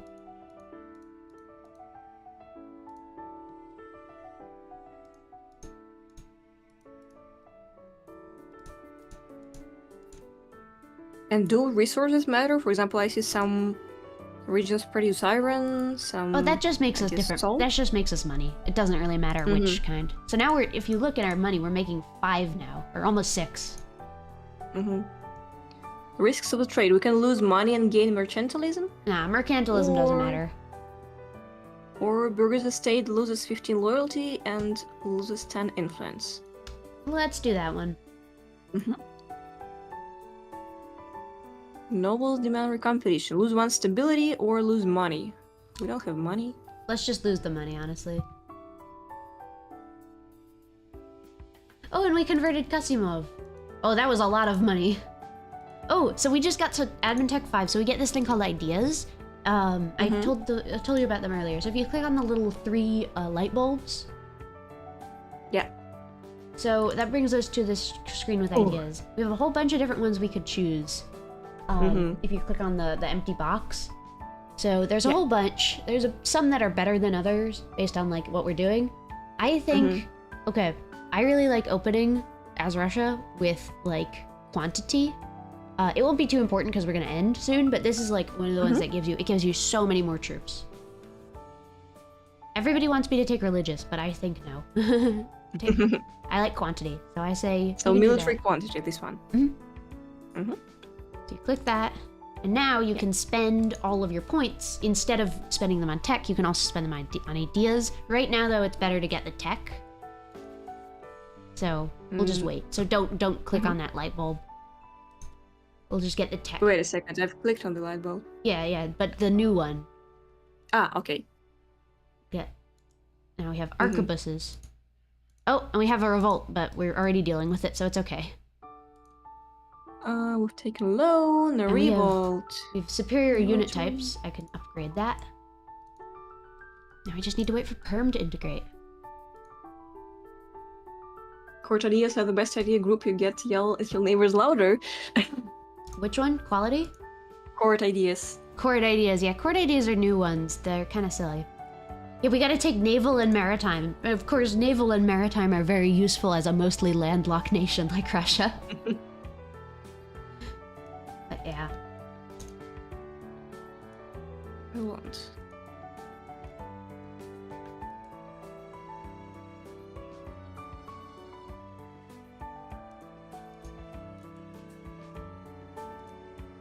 Oh, I zoomed somewhere.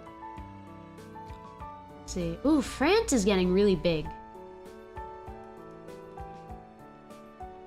But England took Picardy for some reason. Sorry, what? England took a province in France back.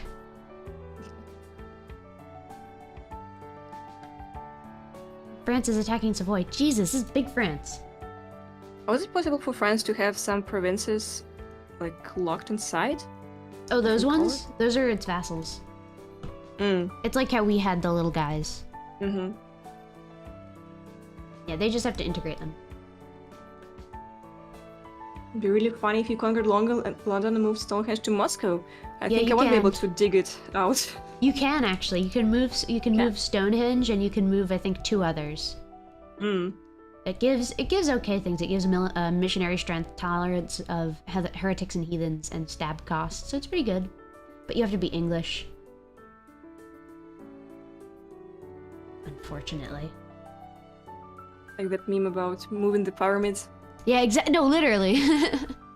You can't move the pyramids, unfortunately. Most things are too big to move, but yeah. Ooh, and you can see the Ottomans are invading the Mamluks. Interesting. Where is it? I don't see... The Turks to our south.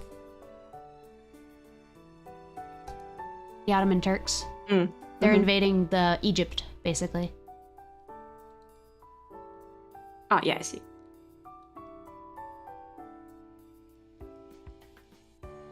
But yeah.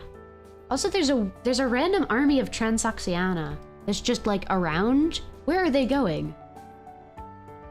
What? Very confused.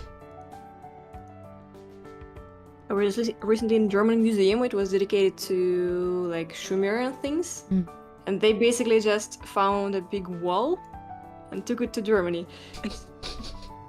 That's so funny. Yeah, they do that sometimes.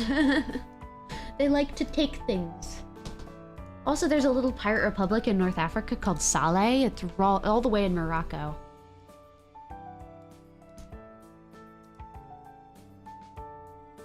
Is it from... Who owns it? Saleh. I see. But they have a unique government form called Pirate Republic that lets them raid coasts.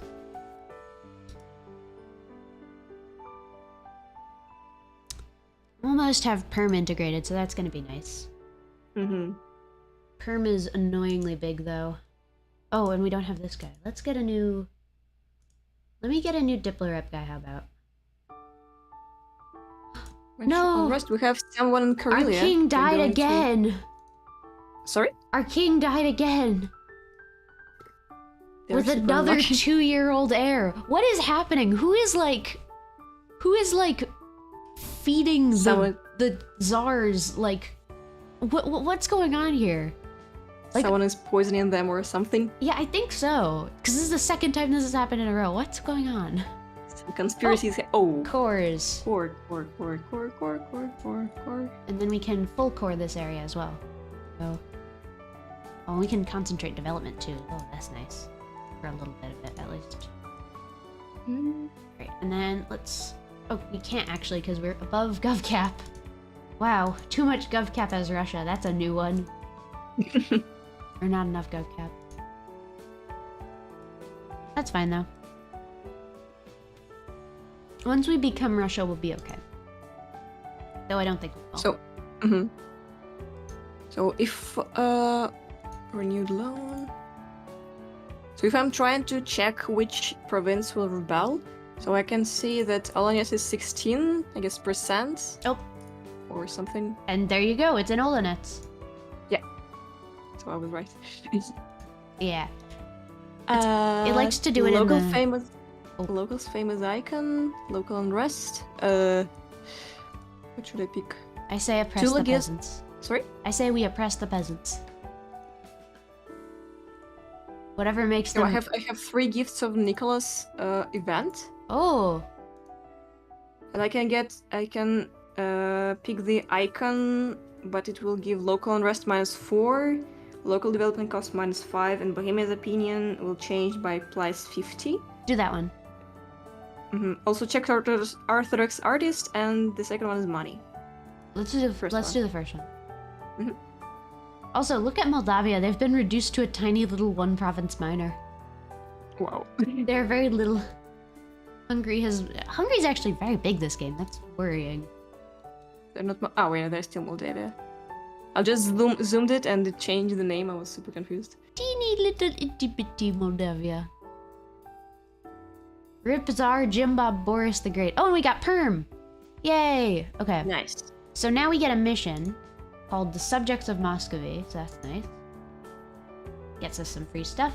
And there we go. That's basically how you start a Russia game. So as you can see, right, we're 25 or 20 years in. 20? 30. We're 30 years in.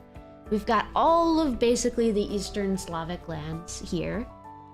We have some good expansion routes. We need to go south into these horde areas. We need to go west into Lithuania and Poland. Maybe get some allies and then they could help us out and we could beat them up and take some land from them. We could even go into like Sweden. We could attack Sweden. We could go east. We can start colonizing towards the east. So yeah, it's a very fun campaign. I would highly recommend it. But yeah, let's end it here for today though. This has been a lot of fun. I hope you've learned something because it will be all on the test. Yeah, it's super. It went super smoothly because last time I played the same campaign, but I was struggling. I think every turn because someone was constantly either attacking me or declaring me something, and it was like, ugh. Yeah, there's a lot going on, but it's once you sort of get the like interactions that you can do, it makes it a lot easier. But yeah, thank you for joining me though. We should definitely do something again. I want to learn to get better at Warhammer, and I think you're good at that. So maybe we'll do a reverse one of these in the future. Yeah, we'll be glad to do this. All I learned a lot today. All right, good. Okay, All right, well, thank you for coming, and I'm gonna end my stream. And everybody, make sure to go follow Hebe on YouTube, or subscribe on YouTube. Hello, ladies, Saffron. Yeah. Links are in the titles of the streams, so please join. Yeah. All right. Anyway, bye everybody, and bye Hebe. See you. Bye bye bye. Right. I will hide this dog. All right. Anyway, thank you guys for joining me today as well. Let's see if there's actually anybody we could. It'd be cool if we could. A couple people.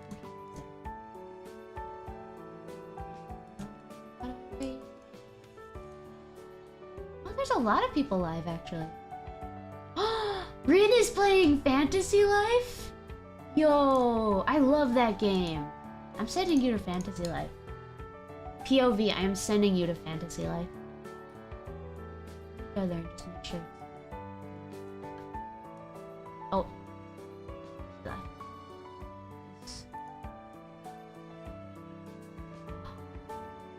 Oh, hell yeah. So you guys are being sent to Fantasy Life. Anyway, bye. Thank you for joining me today. There will be streams next week. I don't have the schedule yet though. But anyway, bye.